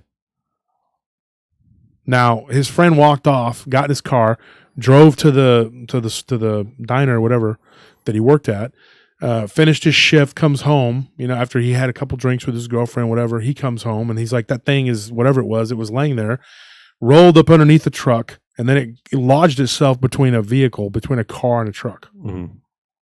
And it was transparent. He said it was white, just white, like a pale, just white. So he didn't explain any further. I did ask, and from what he saw, it was white. And there was like a light right there that was kind of a yellowish light, but it gave it a yellowish hue. But that's probably because the light gave it that hue. So I don't know, I don't know what to make of that story. That's a crazy story, and I thought I would just tell a story because that's what I do. And so I repeated their story, and Well, it's just creepy because you're walking around, you see a puddle of goop, and it turns out that thing's gonna transform into a demonic creature that's just gonna stick to your stuff. now imagine if his roommate would have kicked it. Uh, Would it be able to grab him what and if start to absorb him and like eat him? Is that what happens to people when they go out in the woods? These things jump off of a tree and latch onto their back, and they just suck up all their nutrients and turn them into bones. Because if it's a Wendigo, then that's what it does, right? It supposedly eats people, or like a ghoul. It's a ghoul, like a ghoul, yeah, like a ghoul. Mm-hmm. And there's legends of those from all the way from the Arabs to the Vikings, about these ghoul type creatures that attack people in forests and stuff. But this thing was in a parking lot of an apartment complex. What if it teams up with other creatures, and while you're chasing that creature, it just pretends to be a puddle and you step in it and get eaten? Oh my gosh. That's the game plan. See, I'm figuring it all out. I'm planning ahead. No puddles for me. Well, it just looked like, he said it looked like a blob of goo, almost like a puddle, and it didn't have a shape. It's so weird. That is very weird. How does it do that? And then it unfolded after sitting there for hours, and everybody just thinking it was from the balcony view. Mm-hmm. I'm assuming that this person that sent me the story saw it and thought that it was some sort of like trash, like a plastic bag of trash, and it kind of. But according to his girlfriend, this is interesting. She said that it almost like it gradually was getting puffed up. According to what he claims, he saw it better. That she had a couple drinks and he didn't know if he should trust her view, but whatever he said, he hadn't been drinking, and he was completely sober. And what she saw wasn't necessarily correct as far as what he saw, but he said that she thought that it was puffing up, which he claims he didn't see that, but it did roll. Like when the wind blew, it was almost like, and he said that when the wind blew, it rolled. So that tells you that this thing was waiting so that it could look like some sort of, like it could look natural. Yeah. Have you seen that image the video of Japan during a tsunami or like a flood or whatever? Of like this white creature just coming out of the water. Like, remember you showed it to me. Yes. I know what you're talking about. How natural that thing looks? But that wasn't white though. It was translucent. It was a bit white. It was like a. It was like a translucent. It was during light. a tsunami. Yeah. Yes, I do remember that. What a weird looking thing. Oh man, yeah, that video's been around for a while. I don't know what that was. That was weird too. But thing, if you look at it, it looks like it's moving with the wind, like with the tsunami. Like it's just quickly going, where it needs to, and maybe to trick our, eyes, it does things like that to where it'll stay still. And maybe, to the unsuspecting eye, we wouldn't notice it because it doesn't look like anything that we can identify immediately as either an abnormal creature or as something we don't recognize. We just think, oh, that's just some trash. Yeah. So then you just walk up on it and it, who knows what it does? Yeah. I mean, if his roommate would have kicked it, would he have been eaten? Maybe it would have just, been. I'm not laughing at you. I'm not laughing at their, I'm not taking it like flippantly, like this guy gets eaten by something, and I'm just like, oh yeah, that's funny. It's not funny, but I mean, what would have happened? What could it have been? I mean, what would have happened to the guy? Who knows? Probably. What if he just kicked it and it just like jiggled or whatever? He was like, oh, that's weird. Yeah, I hear stories of these things being in the water too. And just looking like a big, like white trash bag blob, yeah. And then just like, it's weird. I remember reading a story sometime when I was like young, real young, like in my late teens or something I read a book and I can't remember who wrote it now, but it was like some sort of weird like white creature in the Missouri River that it was like floating. I don't know. It was weird. And that these people would see it and they would poke it and it had like a face and all kinds of weird stuff. I don't know what it was. Yeah, I mean, I think that's also the problem with one of these things. Is like, just show up on there? Yeah. It's that, when you do see it, unless Hello, Lyle. well, Lyle's on. Yeah. Hey, Lyle, it's Wolf, man. Hey, man. So we had Ken Gerhard and we had Vic Cundiff and DDoS all on here earlier. We were all talking about all kinds of stuff, man. Cryptids and everything, you name it. So, but you had an interview you were doing earlier, right, with somebody else? Yeah, I was doing a show that's actually out of Australia. So Wow. Hey Lyle, I'm Tony. I'm the co-host. I don't think we've ever met, so I just want to introduce myself real quick. cool. Hey, Tony. It's nice to meet you, sir. Yeah. So Lyle, we were waiting for you because we were my guy here was having a hard time getting you on. He was using my phone to message with you back and forth. I was telling a story about this Rake type creature. So I have your books here. Okay. We like you sent me the books and I wanted to do a giveaway to our audience. And we have two of them right here, Beyond Boggy Creek and The Beast of Boggy Creek. Now, I'm a big fan of your work. You and Ken, great guys. We were talking about you earlier. We're talking about your band and some of the things that you're into. Your band is kind of like a rockabilly horror. Is that correct? That's pretty close. Yeah. Pretty close to what it is. Now, Yeah. you're the other guy with the hat. Okay. Right. Everybody always, because you and Ken both have the hat. Now, here's the thing. Can you tell us a little bit about the books that I'm going to be giving away? Sure. The Beast of Boggy Creek, The True Story of the Falk Monster was my first book, which came out in 2012. And that is a book that covers the classic Legend of Boggy Creek Bigfoot case. It covers the history of the sightings of the creature known as the Falk Monster, as well as the movie The Legend of Boggy Creek, which was a big sensation in the 1970s. And that's sort of become the most famous Southern Bigfoot case that's ever been, and a lot of that, of course, was due to it having a big hit movie. But as somebody who had seen the movie and very much into Bigfoot and loved the Southern Bigfoot thing, I realized that nobody had ever written a book about it, and I loved the case and was fascinated with the movie. So I set out to write that book, The Beast of Boggy Creek, and it covers all the history of that as well as sightings which continued all along, up until today. Beyond Boggy Creek, In Search of the Southern Sasquatch, is a follow-up book to that. And you don't really have to read one or the other. It's not necessarily a series, but it does operate under the premise that being that the Legend of Boggy Creek is the most famous Southern Sasquatch case, there are a lot of other very fascinating cases and sightings that have occurred all over the southern U.S. So Beyond Boggy Creek does just that. It goes beyond and just covers everything else from, everything from Oklahoma all the way over Cape in Florida. And it also includes a few updated encounters in the Boggy Creek area that happened, after I had released The Beast of Boggy Creek. So that's those two books. And what do you think The Beast of Boggy Creek was? Do you think it was a Bigfoot? Yeah, more or less. It's a complicated subject, obviously, where you dissect all these sort of regional cases. What is a skunk ape? What is Bigfoot? What is a so-called Southern Sasquatch?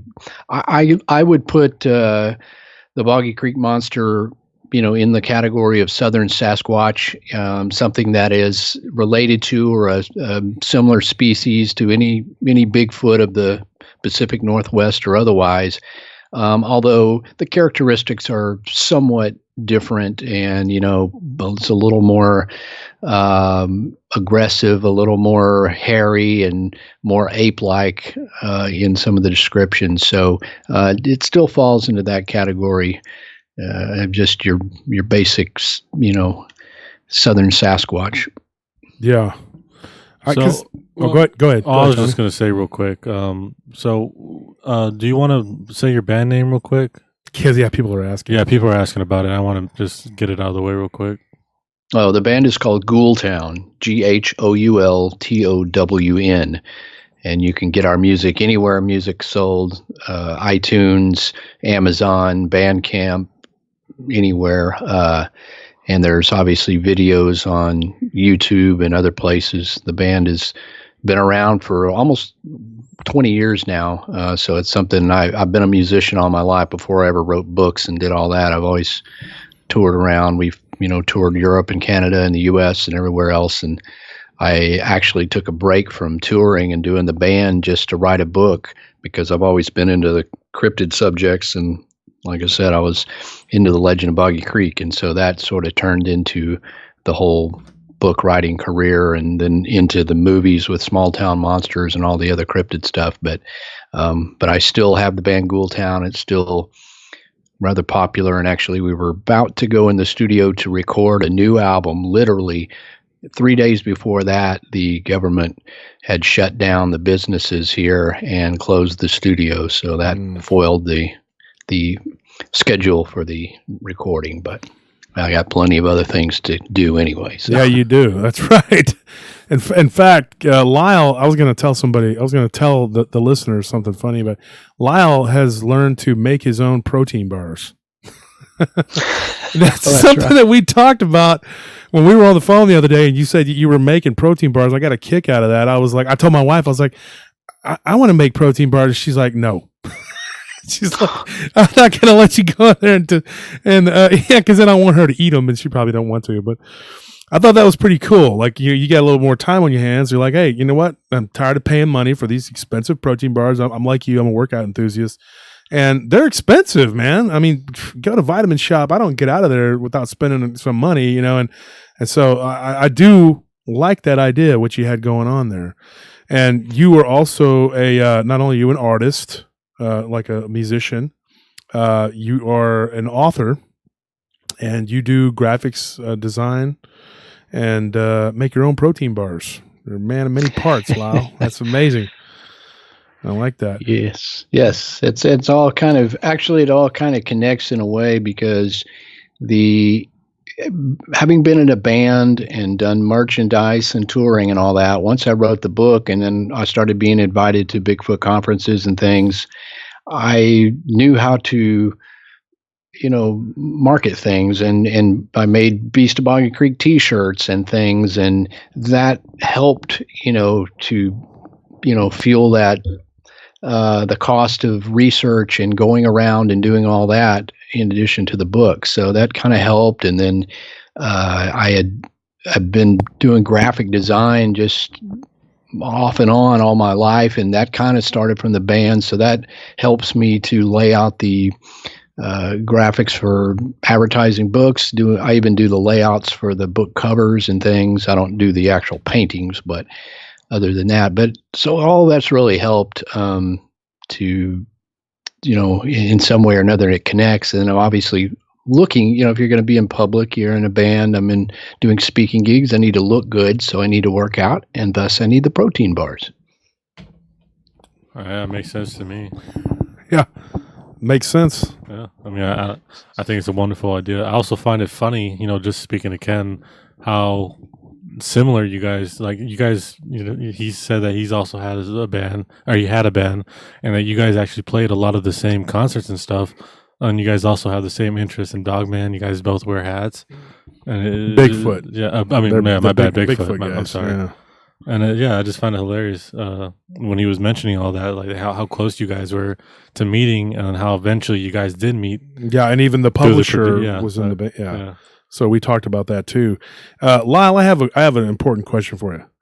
Well, it's important to me, but what do you think about Dogman and the Dogman phenomena? Because a lot of my audience is Dogman, Bigfoot, whatever, and it's kind of interchangeable. Vic has a show about Bigfoot and a show about Dogman.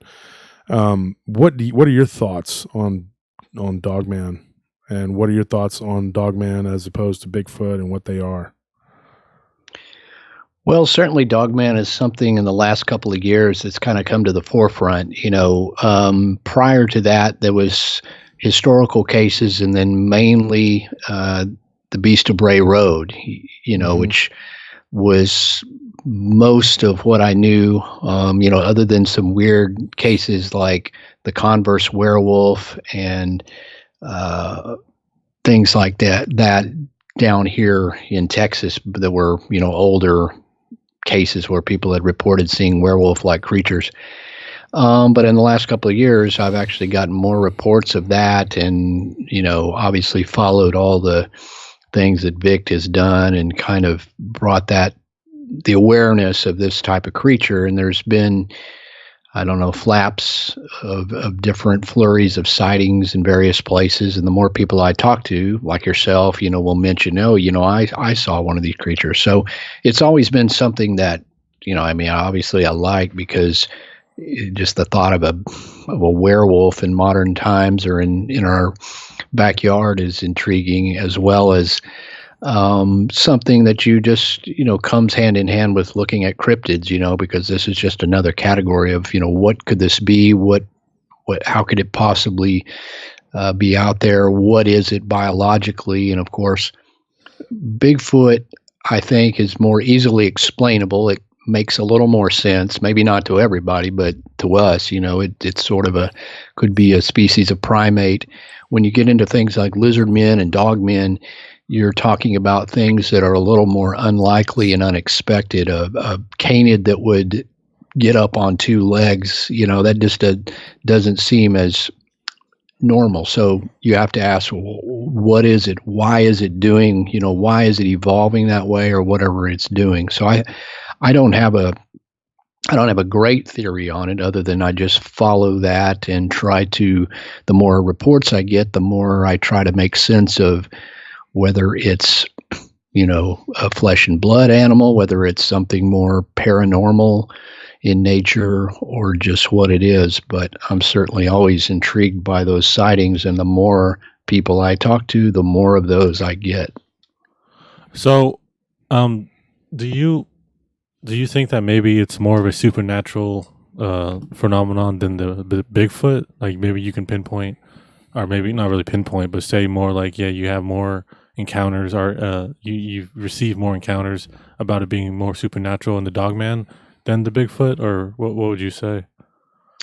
Well, I think the reports have more aspects of that, because 90% of the Bigfoot reports I get, or the thing came out and walked across a road and disappeared into the woods, and the Dogman things a lot of times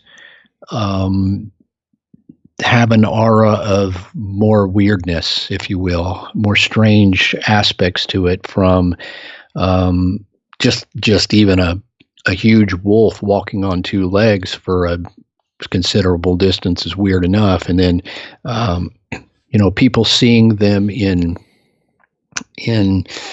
locations that are associated with other high strangeness, like cemeteries. I've gotten several reports where dogmen are seen near cemeteries or railroads, and that's kind of indicative of these spots where you also have other paranormal activity, like obviously cemeteries, you've got ghostly activity and other spooky stuff.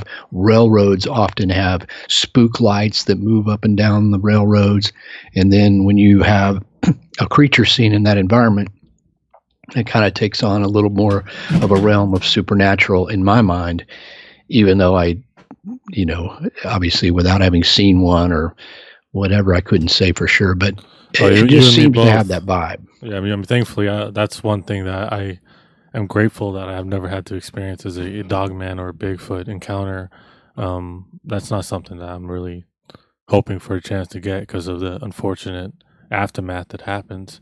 Even being, interested in the field that I am, because of my Uncle Wolf, it's not something that I'm, too jealous of people who do unfortunately have these encounters. And to speak earlier about what you said about the graveyards, I believe in Louisiana they're called loup-garoux, and I believe like they're either watchers or protectors, or like they hang around that area for that reason. I think that they have that the Louisiana folklore is that's what they do. The loup-garou is they hang around graveyards and they either protect or watch it, or stop people from messing with the dead.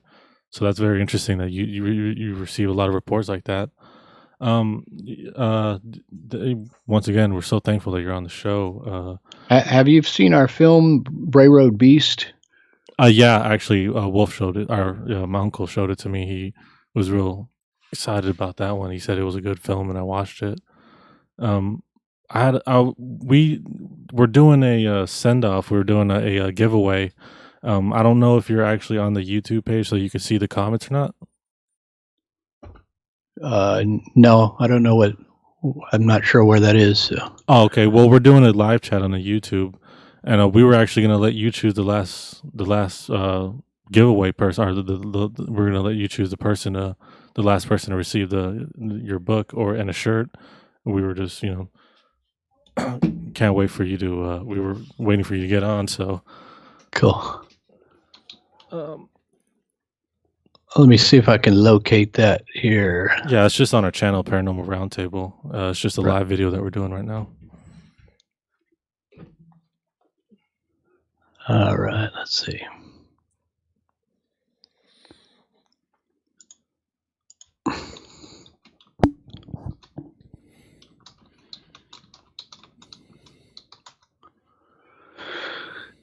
Let's see. All right. Okay, I think I'm on the page. You guys are super fancy, man. I wish. Unlike that. Oh, now I hear a strange echo of myself.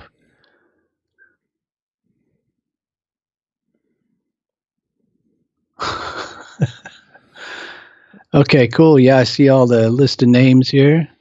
Yes, sir. Am I to pick some? Yeah, I mean, we'll probably, you can just, we're not saying you have to do it now. We'll probably still be talking for a little bit. So yeah, you can just pick whoever you want. Yeah, just pick whoever you want. Just randomly pick somebody, and they're going to get an autographed book of one of your autographed books. Yes, sir. And also a shirt from us. Yeah, and a shirt from us. All right, man. The deals don't end. Shoot, I don't know. Well, there's a cool name. How about Debbie Ghost Artist? Debbie Ghost Artist. Yeah, it says. Right, Ghost Art. Debbie Ghost Artist. Okay. Picked for being cool. Thanks, Lyle, for that. So Debbie Ghost Artist. If you're listening, hopefully you're still on there. Acknowledge that you're there, and yeah, just like we said earlier, if you're just joining us now, hit up the email. Yeah, just hit us up at DOSWolfman88 at gmail.com. Just send us either your size and your address, and then we'll ship that right to you. Yeah. Well, with COVID-19 going on, it will probably take a little while, but it might take a little longer because of the stuff that's going on. But here's the thing, folks. I made it, like I said, I made a deal with several authors, and Lyle's being one of them, and I'm going to be giving away books every week in perpetuity. Okay, we're not going to get, there's going to be a lot of giveaways. I want to do something for everybody, all of our listeners. It's our 1-year anniversary. It was actually on Easter, was our 1-year anniversary, but I didn't say anything because it was Easter, so I waited, and after that, then I said something. Yeah, people had other things going on than worrying about my 1-year anniversary. So yeah, it's Easter. So yeah, so I wanted to wait, and that's why I did that, because people were asking me why I didn't say anything. Well, that's why. And the whole thing that's going on right now with this pandemic and everything, I wanted to give the fans a little something extra. I'm still going to release a show on Friday. It's going to be about Dogman and the Rake creature. This Rake creature, I don't know, it's becoming a lot more prevalent. I don't know what it is. I think the Rake name, Lyle, is something that just, I don't know if you know about this. It's what they're calling it now. But I had heard about this creature about 20 years ago, and it sounded like a Wendigo, like the description of it, or like a skinwalker type creature. But now there's a name because of the creepypasta thing that's this Rake. And it's almost like a fake creature that is actually, people are seeing it. It's actually people, there's a lot of people see these things. And, like right before you came on, we were waiting for you to come on. I was telling the story of someone that was living in Illinois that saw one of these things. And you know, I just it freaks me out because they thought it was like a bag of trash, and I was telling Tony that, and they saw it moving around and like kind of like moving its body weird, and then it like lodged itself between a truck and a vehicle, like a small SUV. And yeah, they sent me this story, and then we talked about it, and it was just like, whoa, that's crazy. So, you know, I don't know what these creatures are, you know. I can kind of put my finger and say, okay, a Bigfoot is kind of this, you know. But these Rake creatures, they're so weird. And then we're getting reports, you know, not a lot of reports, but we're getting some stories. We had a rancher that we all ate dinner with one night, and he told us about these Rake creatures. This one Rake creature that was fighting with these wolf-like creatures on his property. And he told us, he's like, this is really happening. You know, it's happening on my property. And so we were just like, you know, kind of blown away by that. It was me and Sal and my old co-host, and we're still friends, but he doesn't have time to do the show anymore. And Tony and my other nephew, and we were all, you know, listening to this guy tell these stories. And you get a lot of reports of these things now, and I don't know what they are. If you have any input as to what they might be my guest. If you want to take a stab at it. Lyle. Yeah, I mean, I'm familiar with the Rake and Slender Man and this sort of thing. I did an episode of Monsters and Mysteries in America where we hosted, where I hosted that segment, and you had some witnesses giving descriptions of what they were calling a Rake, like you say, but it also kind of merged into that. It was absolute fiction, the Slender Man thing that was created on the internet. And then that kind of is a derivative of older sort of descriptions of creatures. Now, in my mind, the Rake, what people were describing was more like almost like a shadow person. Wendigo to me is a completely different, you know, type of creature, like a shamanistic woodland creature. Skinwalkers are yet something else because that's more Native American in origin and belief in shamanistic magic and so forth. With the Rake, the descriptions and the reports I've read were just something of this shadowland type people that would come in your house or, you know, approach you in a dark alley or somewhere else that were definitely creepy, but kind of a mix between a ghost and a bodiless vampire. I don't know, but those type things to me are just, you're even further away from any sort of proof. Like with Bigfoot, you could find a footprint, you could find some hair, you know, something maybe tangible. A video.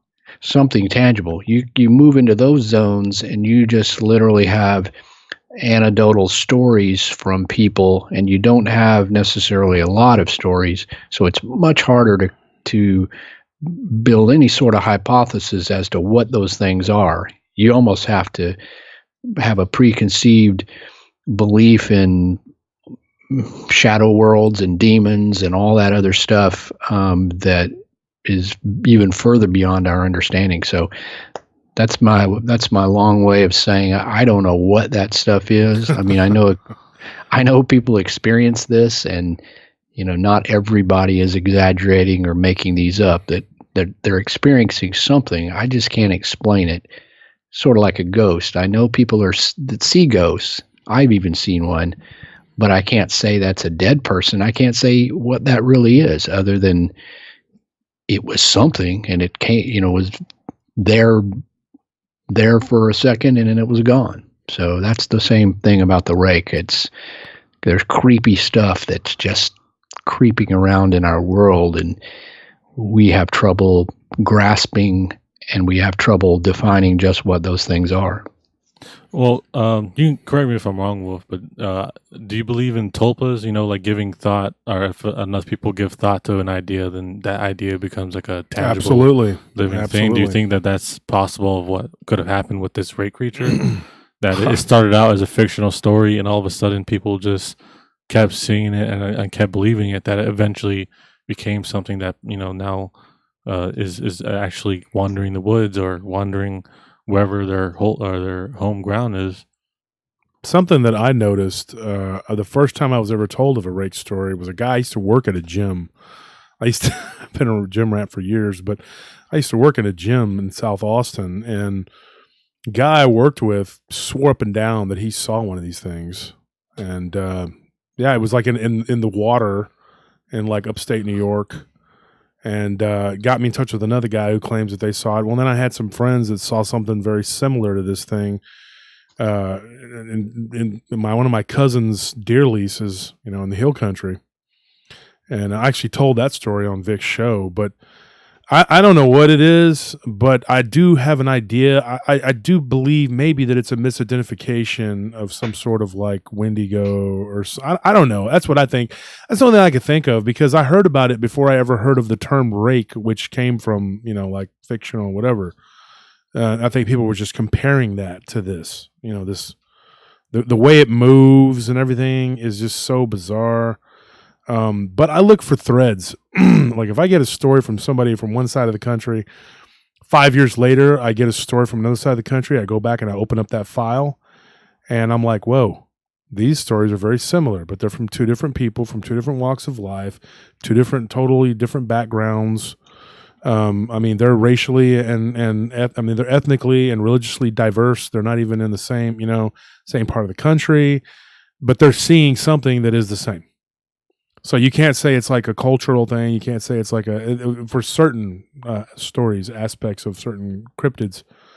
And I don't know what they are, but I know that there's a common thread there. And when I see that thread, I pull it and then I follow it.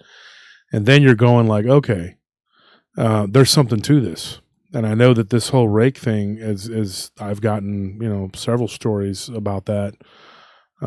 Just like I did with the whole gargoyle thing. I didn't have people telling me, yeah, I saw a gargoyle. They were just telling me about a flying thing that they saw. And it turns out that these people from two different sides of the country are seeing the same thing. The same thing is going on with this Rake creature. You see people telling you this story. This guy got in touch with me because a friend of his listens to the show on Vic's show, and he heard me talk about this Rake creature on Vic's show. So he tells his friend, and his friend gets in touch with me. We talk, and he tells me about this weird encounter that they had. It really wasn't an encounter so much as like he just saw it. He witnessed it. They didn't run downstairs and go mess with it. But they saw it, and it's like you get these encounters, and they're all very similar. This happened to this guy when he was 17 years old. His girlfriend was 19, I believe, and he was 17. So, you get these encounters with these weird looking creatures, and he was like, I never thought nothing of it until, his buddy told him, hey, there's a show, and then, and I would never have known, this guy, because he doesn't really listen to my show or Vic's show. It was his friend. And he said, yeah, I think my friend had an encounter with one of these things. And you, Lyle, you've been writing books and studying and researching this stuff for so long. I got two questions for you. The first question I have is, in your opinion, what is the weirdest creature you've investigated? That's the first question. Weirdest. I've gotten some weird reports, like one-off things that I didn't investigate simply because they were far away or off the radar. But I did get a report, which I kind of followed up on just because I thought it was super creepy, of something that happened in Fort Worth, Texas, which was close to me. So I interviewed this woman who had seen, it was like, the best way to describe it is the devil. It was like this man that approached their car near a park, and they described, I can't even do it justice, but described him as sort of off and something that was not quite human about it. Yet he looked and appeared to be human at the outset. And he talked to him, and then he was wearing some really bizarre clothing, weird colors, and didn't quite match. And then when this man was walking, it walked in such a way that they believed it wasn't all human. And then they got this really weird, creepy vibe. And it said, I can't remember it's been so long since I did this. I just still remember a general story, but it said some strange things to him, like get out. And they just got this really weird feeling. And then as he walked off, he just sort of dissipated and disappeared. And then they drove back to their house, which wasn't very far from there. And when they got there, the electricity started going out, and was all kinds of difficulties with the electric coming on and off, and it just sort of gave them pause to whether this creature or whatever it was they encountered was part of that or whatever. But to me, it was like, I just got a report of somebody running into the devil or something, which was really creepy and different than all the other reports. I mean, I get tons of Bigfoot and even Dogman and things like that, but it was probably the weirdest report. And I've got the story written somewhere. I took notes, but if I ever do a book with more weirdness, I'll definitely put it in there.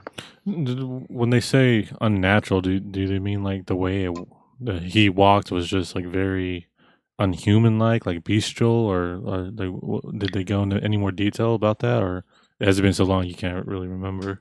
I can't remember exactly, but not walking like a beast, but walking not normal. And it was like, it was hard to describe. When it moved where it was like losing seconds of time, like it was.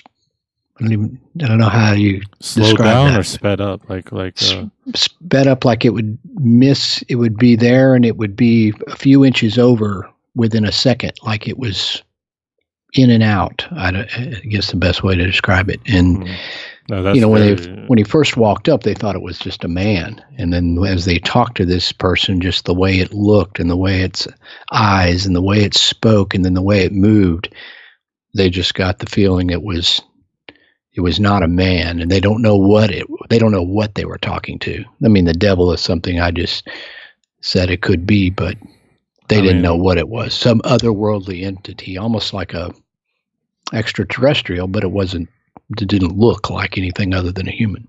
Wow.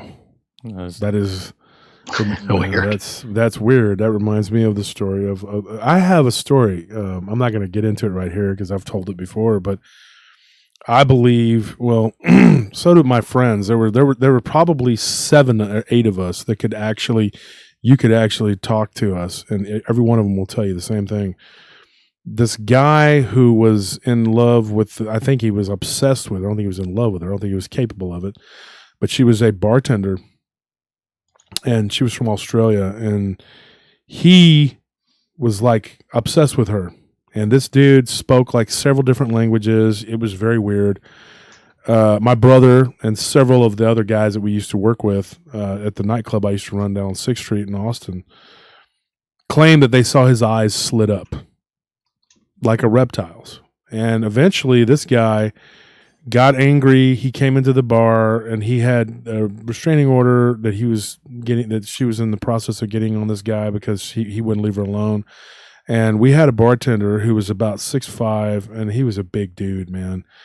And and he was a bartender, but he would help out bounce if he needed to. It was a big nightclub, biggest one in Austin, actually, Roxy. And this dude this guy couldn't have been more than 200 pounds, and he grabbed this big old guy that was trying to defend her, telling him to leave. He reached across the bar and yanked him over the bar and started pummeling him. And I had to fight with this guy. And I'm a big dude. I'm 6'4". I weigh 330 pounds. I'm a big guy. And I'm pretty quick for a big dude. I boxed for years. And so I started fighting with this dude. And I've never seen someone his size take a beating like that. And then when we threw him out, he was still on his feet. And it wasn't like he was hurt. And I felt a ridge on his back. And I've talked about this on DDoS's show. And then I talked about it on my show. And it felt like these weird like plates or something like right up next to his spine. And I'm not kidding, Lyle. It was weird. It was very bizarre. To this day, I don't know what that was. One of the female bartenders that was there that I'm still friends with to this day. I'm friends with her and her husband. She said that when his shirt came up, she saw this like weird looking ridge. So I know it wasn't just me imagining that. And so we had this big fight, and I talk about it on the show, like I said, but I always thought he was just like not a normal person. Now, when the former girlfriend began to tell me and several of the guys, now Tony has heard these guys talk about this story from their own mouths on more than one occasion. In fact, your stepdad, Tony, was there when all that went on. And so this bartender told us that when they would make love or whatever, that he would change and that he would become like almost like scaly and his eyes sometimes would slit up, and she was terrified of him, but she didn't know how to break it off with him because he was very controlling and possessive. And there was another girl that was a waitress that became a bartender there, and she witnessed him like tearing a door off of the hinges, like just like it was nothing, in their house that they were renting, to get her out of the bathroom. So that's a story that actually happened to me and some of my guys. And but like I didn't witness the eyes slitting up part, but I did feel that ridge on his back, and I thought it was just insane how he wasn't even unconscious. When we threw him outside, he should have been beat up, and he just wasn't. And yeah, that was weird. I mean, I've always wondered what that guy was. My brother's convinced that he was a reptilian of some kind. But what do you think of that, Lyle? I mean, yeah, I mean, I've heard those reports of the eyes and the reptilian humanoid, or the race of reptilians that are disguised as humans. I've certainly heard that. I mean, when I wrote the book, The Lizard Man, which is more or less a cryptozoology book, every time I do a show, that sort of kind of, goes into that zone anyway, because they're kind of related. So, I mean, I don't know. That's another thing. I don't have any idea if that. I've never seen any reptilians, but people swear by it. So I can't say that there is. I can't say there isn't. It's scary to think that if there is, it's just scary. But I wonder what their agenda is, if any, or what it is they're out to do in the long run, if they are indeed here, because that's creepy. Yeah. And I get stories, like I got a story. Here's a weird one.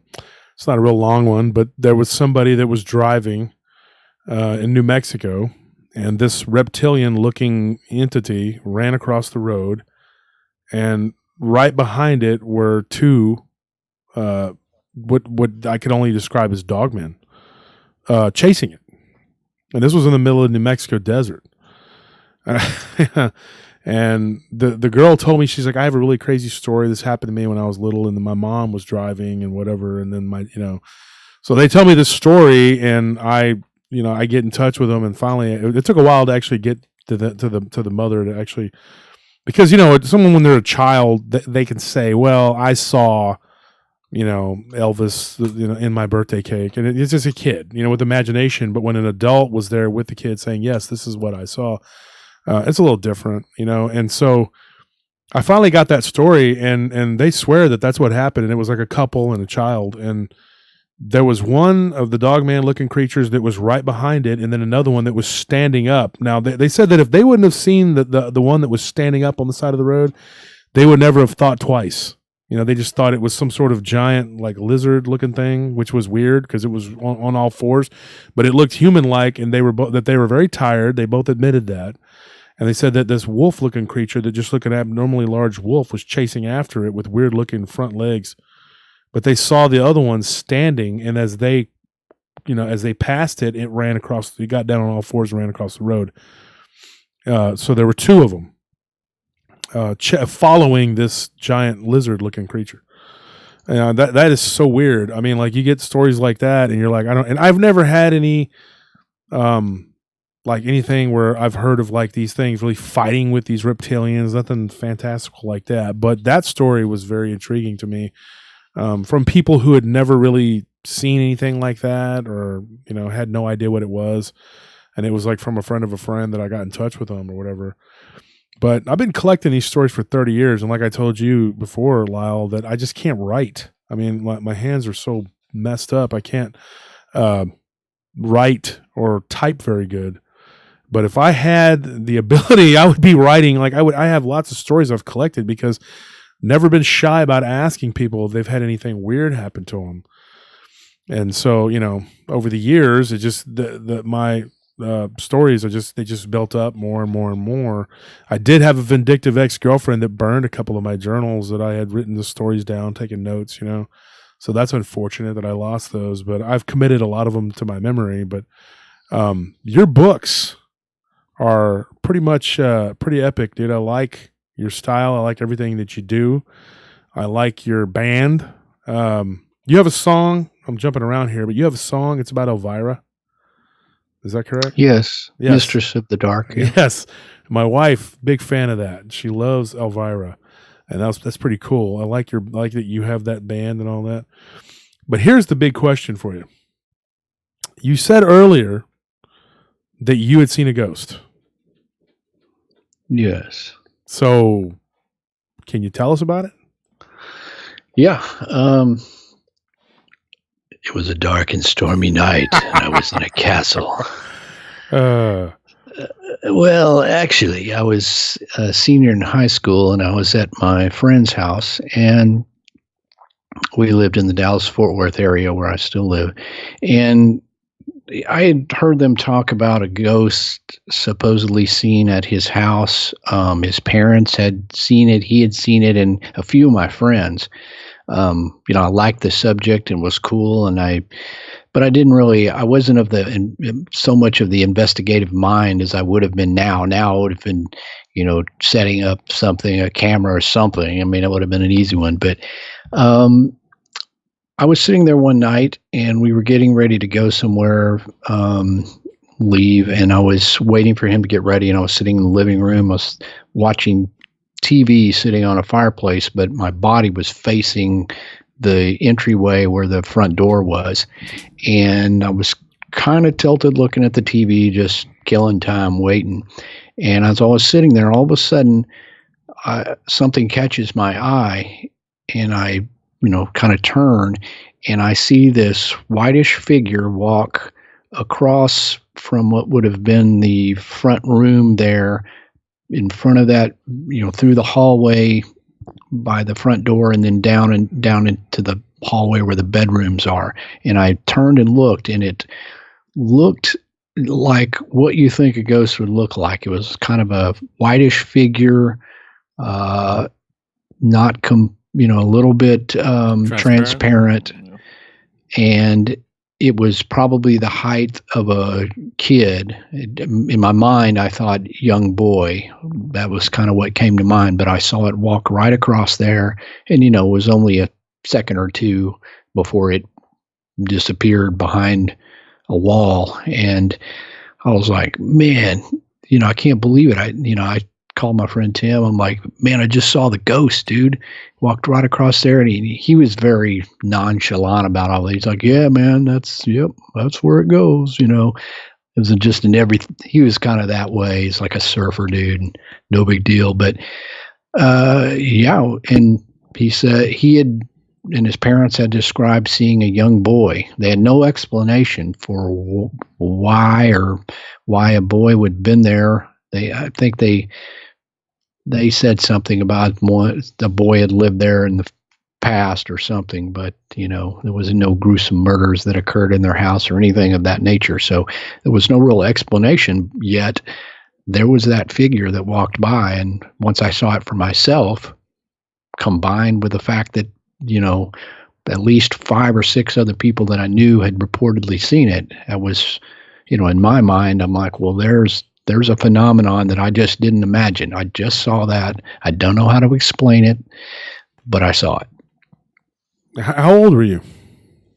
a senior in high school. Senior in high Like school. Okay. 17, 18. 17 or 18 or something. Wow. And you never forget it because, yeah, I've had a lot of weird spiritual encounters. I haven't had too many. I've only had the one cryptid encounter, and that was with that thing I saw when I was in my hometown. But Well, that sounds like more than enough for me. Yeah. As I was telling unless you count the reptilian guy, but I mean, I can't prove that he was something other than just a weird guy. But I mean, everybody seems to think he was.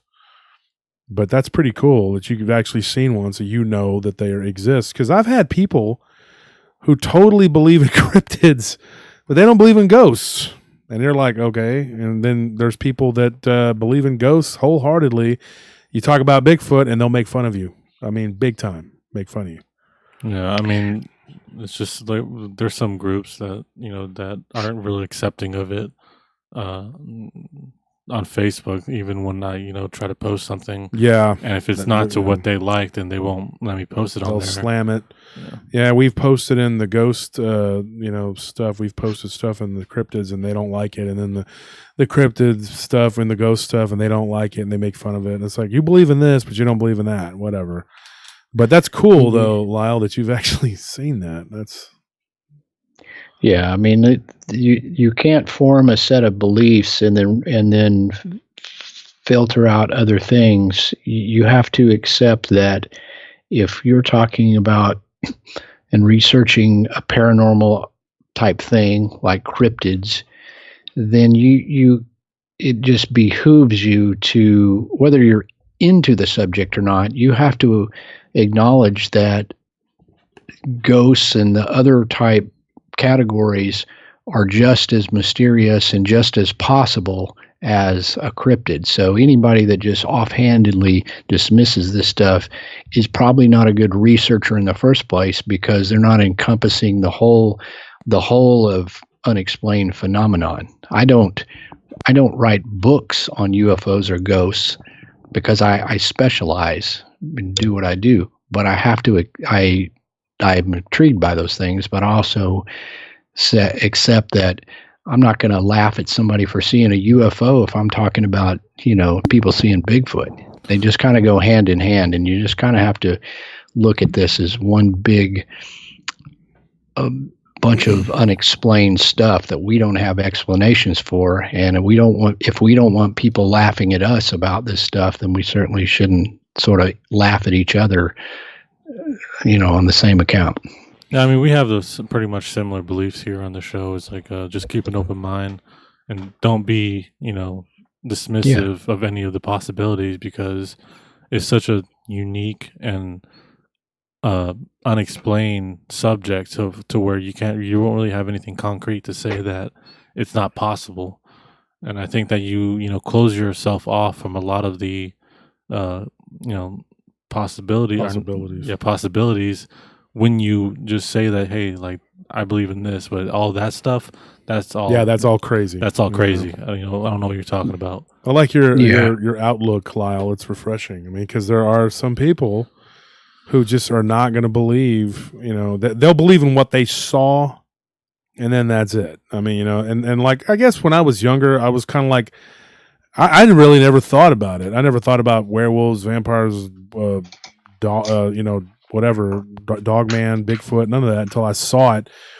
I had the older generations telling me that these things existed, and I thought it was all mentiras, which is lies. It was like just stories to tell kids so that El Cucuy is going to get you. I'm like, yeah, right, all right, But then when it's right there in your face, and it's like, okay. Then you start to realize, and then what else could be real, And then that kind of set me on all this this whole paranormal journey, just trying to uncover what it is and what they are, and what's out there. I don't poo-poo or dismiss people, when they tell me a story, because it's real to them. Exactly, and I like to have the belief of, like, I look at myself before I realize when I had my ghost. Yeah, you saw one. Yeah, when I had my ghost encounter, I look at myself before that and what I thought was, because I didn't believe in ghosts, even though I did see it at a minor young age, about 13, 14, maybe a little younger. But before I saw what I saw, I just thought it was all like, oh, like whatever. Like, I didn't believe in it. It didn't matter to me. It didn't bother me. But when I saw what I saw, then it changed my perspective and made me think like, What else is what else is there? And I think that's how you have to view all encounters, is like, because since you don't know, and you have to view it as like before you have to Anything's see possible it from when you were you before you saw what you saw. And when you had that rude awakening, then yeah, that's how I like to view other people's encounters. Yeah, Lyle, I have a question for you. Recently, I did a show with some some people that were, I don't want to call, they don't call themselves demonologists, but we were talking about them earlier on the show, and the Atrastains, and they help people with demonic oppression, things like that. And Rick, it's Rick and Bobby. Rick used to be a police officer for like 27 years. And anyways, what my co-host mentioned to them, he asked a question about the connection between like Bigfoot and UFOs, because we got on this whole tangent about different weird stuff and what their thoughts were coming from their background. Now, you coming from your background, what do you think the connection is, if any, between Bigfoot and UFOs? I don't think there is any connection. I've looked into this. You cannot find, I wouldn't say you cannot, but if you can find one or two reports of somebody actually saying they've seen a Bigfoot get out of a craft, there is cases where Bigfoot sightings have been recorded where people have also seen activity in the sky, UFO type activity or strange lights. In my book, Momo, The Strange Case of the Missouri Monster, I covered that in my latest book, because there were ongoing simultaneous activities. But there's really no way to say that they're connected in any way.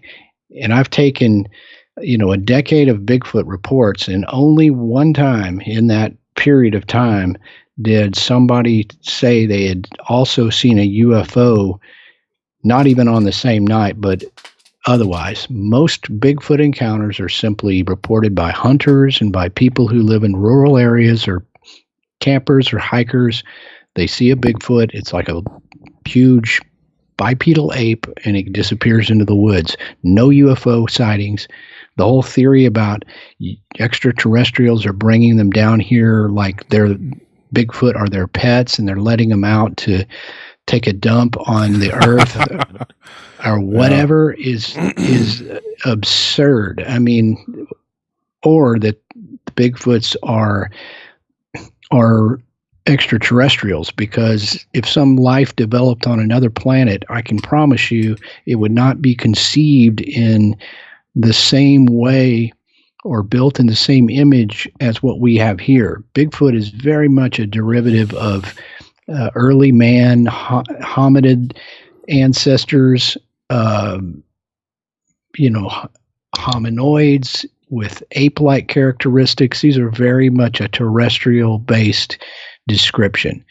The chances of something developing on another planet that would fit that little category, that fit so perfectly within our possible fossil record, is just crazy. And to drop them off down here would make no sense really whatsoever, because they just, what would they be doing that for? It's driving down here it's like a dog park for Bigfoot. But that's my view of it. And I every time I do a presentation at anything paranormal, the first question I get every single time is, what do you think about Bigfoots and UFOs? I don't understand the fascination with it.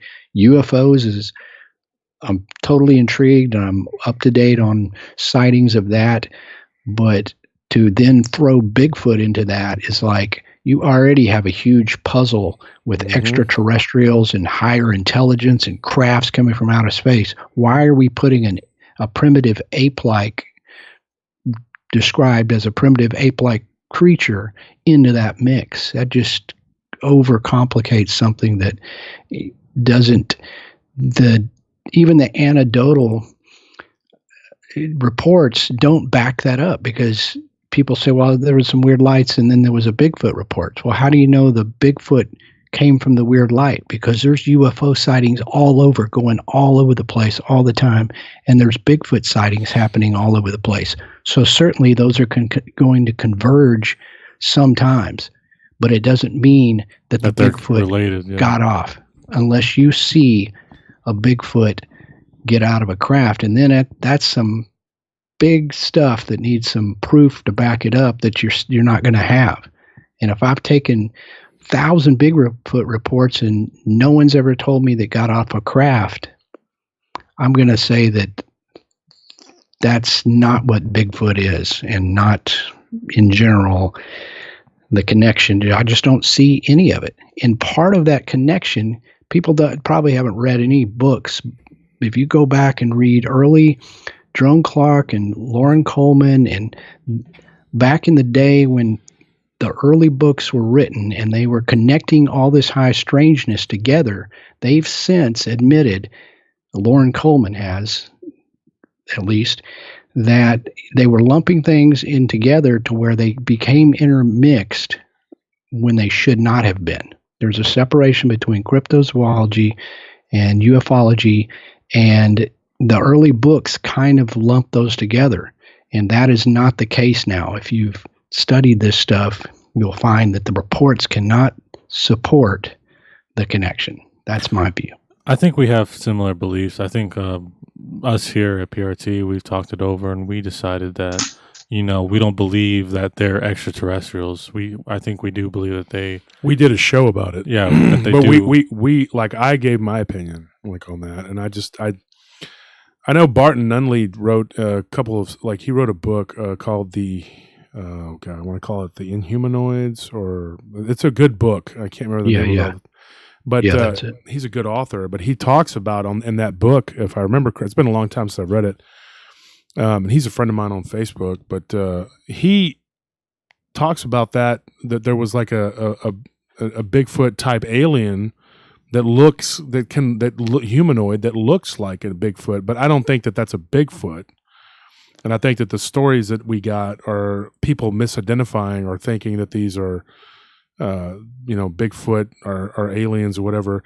Now, all I do is retell what I've been told. It doesn't mean that I believe in it, or I don't, and you're welcome to espouse your opinion or whatever you believe too. And I don't argue or whatever. I just know that there are people who believe wholeheartedly in that. Now, I know one story I got was from Britain, where a couple saw a craft and they walked up on a hairy creature, but it wasn't Bigfoot. It was, if I remember correctly, it was a Dogman looking creature. But it was very weird looking. And there again, you can't even say for sure that that's what that was, because they didn't know what it was, and they kind of ran off, they ran away from it, and it was just laying there, and they didn't even know if it was alive or dead. Now, as far as a Bigfoot or walking out of a craft, I don't know about that. I mean, I just know that there are people that actually believe, and I did talk about this one woman who told me what she believed, because she supposedly had experiences with these things, that the Bigfoot were seeded here by an alien race, and since then they've gone feral and they don't remember their past or what they are.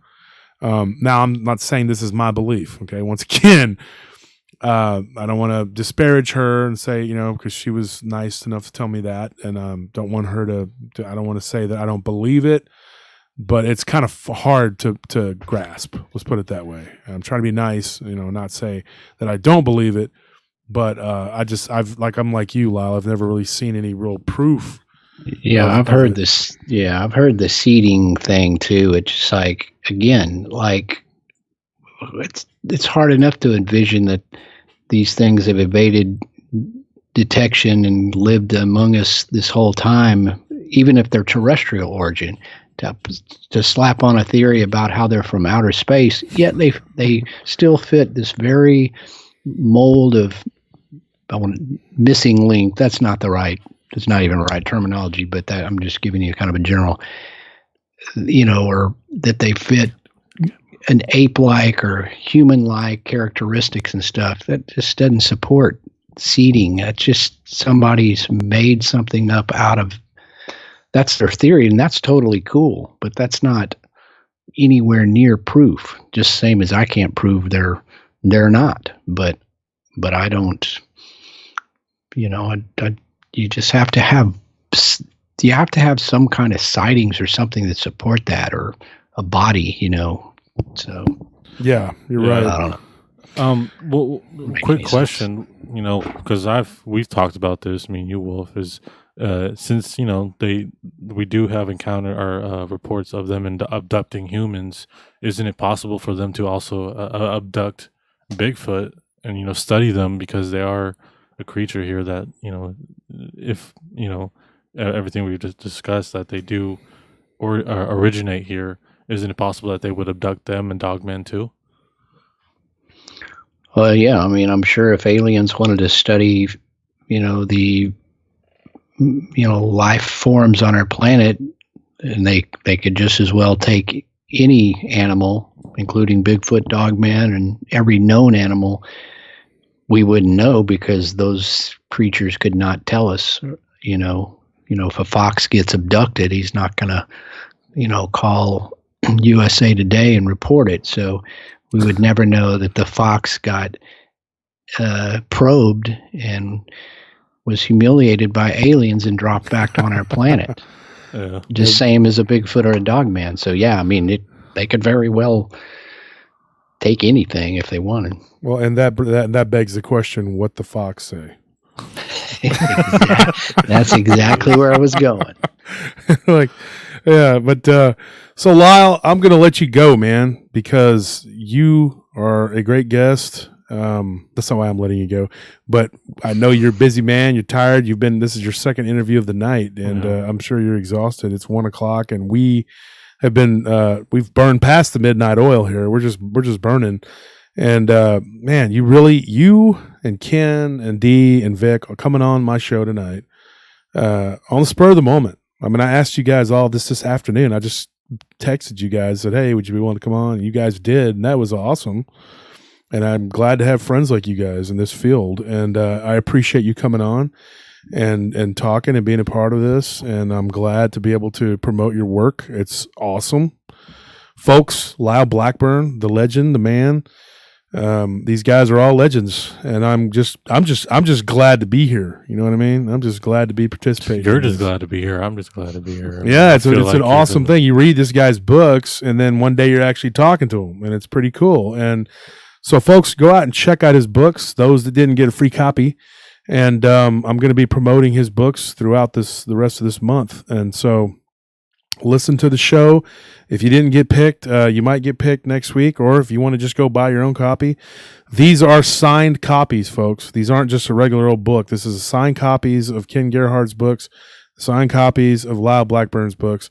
And over the coming months, we're going to be giving away some Linda Godfrey's signed books, David Weatherly. We got a bunch of people lined up, Nick Redfern, Lon Strickler. They're all their books are going to be, we're going to be giving them away. But Lyle, definitely. Yeah, real quick. Do you have anything you want to say? Anything you want to promote or anything?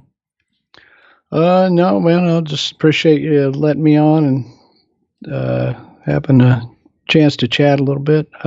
Just check out my website at lyleblackburn.com. It's got info and links to all my books, all the Small Town Monsters movies. If you're trapped at home, you can see a lot of our Small Town Monsters movies on Amazon Prime right now. You can just turn them on and watch them. My books are available from me on my online store from my lyleblackburn.com, or they're available on Amazon as well.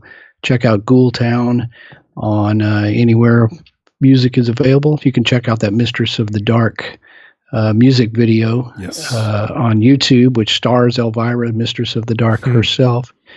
And I've got a new book coming out called Sinister Swamps, which I just posted on my author page today on Facebook. So if you want to check out the cover of Sinister Swamps, that ought to be coming out by end of May or so. So I'm sure I'll be back on to talk spooky swamps later.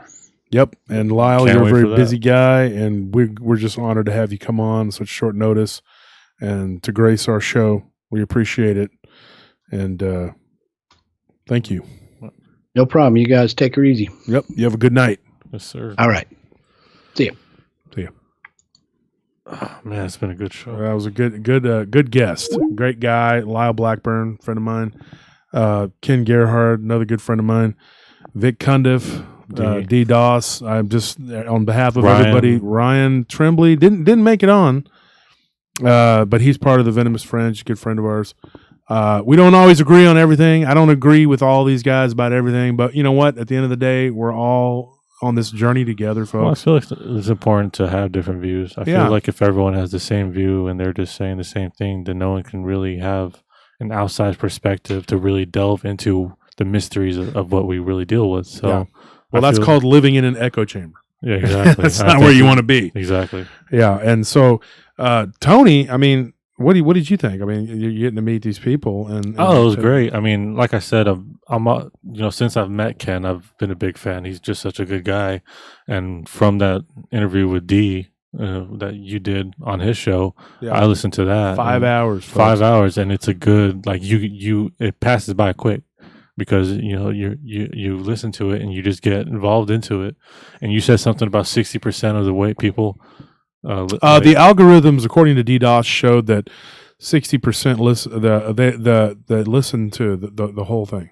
Yeah, I was definitely not like that 60%. That was just crazy. They listened to 60% of it. Yeah, they listened to the 60% of it, which is a good amount. I think that I was part of that group because I didn't get to finish it, unfortunately. Okay, you quitter, little jerk. All right, I knew that was coming. I knew you were going to let me down. Exactly. I guess the only thing I really have to say to end it all off, besides saying nice meeting Vic and DDoS and Lyle, and meeting Ken and talking to Ken again, is that I'm Mushu, baby. Yeah, because you've met Ken in person. Yeah. But here's the thing, folks.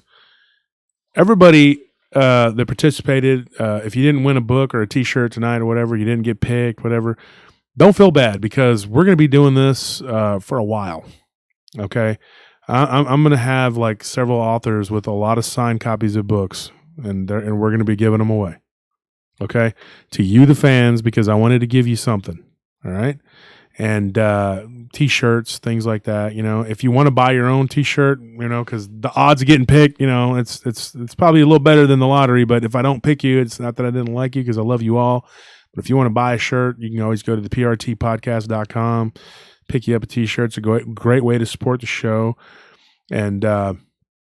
Everybody, just remember this coming Friday, a 300th episode with Vic Cundiff. I'll be on there, Dogman Encounters. And then on Friday, we're also going to be releasing a show about Dogman and the Rake, which I gave you a little teaser of that earlier. And I was glad that everybody that joined us, we kept the chat room full for the most part. Everybody's, yes, Vic, Brian, yes, Vic was here. And, unfortunately, he did have to leave. He didn't. Well, he didn't have to leave. I made him leave. I was like, "You have to go." Yeah, we were tired. I was tired of all of these people. No, I'm just kidding. I'm just joking. No. Vic was here for a while, and so was Ken Gerhard and DDoS. Finally, was like, "Hey, I got to go." He's got children, stuff he's got to take care of, and stuff he's got to deal with. So he had to go, and then I just kind of dismissed the other guys because. They were here for a long time, and they have things that they had to take care of. Vic has to get started editing the show that we did for the 300, so I had to let him go. And so to everybody out there, for our 1-year anniversary, which was technically Sunday, we appreciate you showing up. We appreciate you commenting. We appreciate you listening. We appreciate you like and subscribing, please. And I want to tell everybody, good night.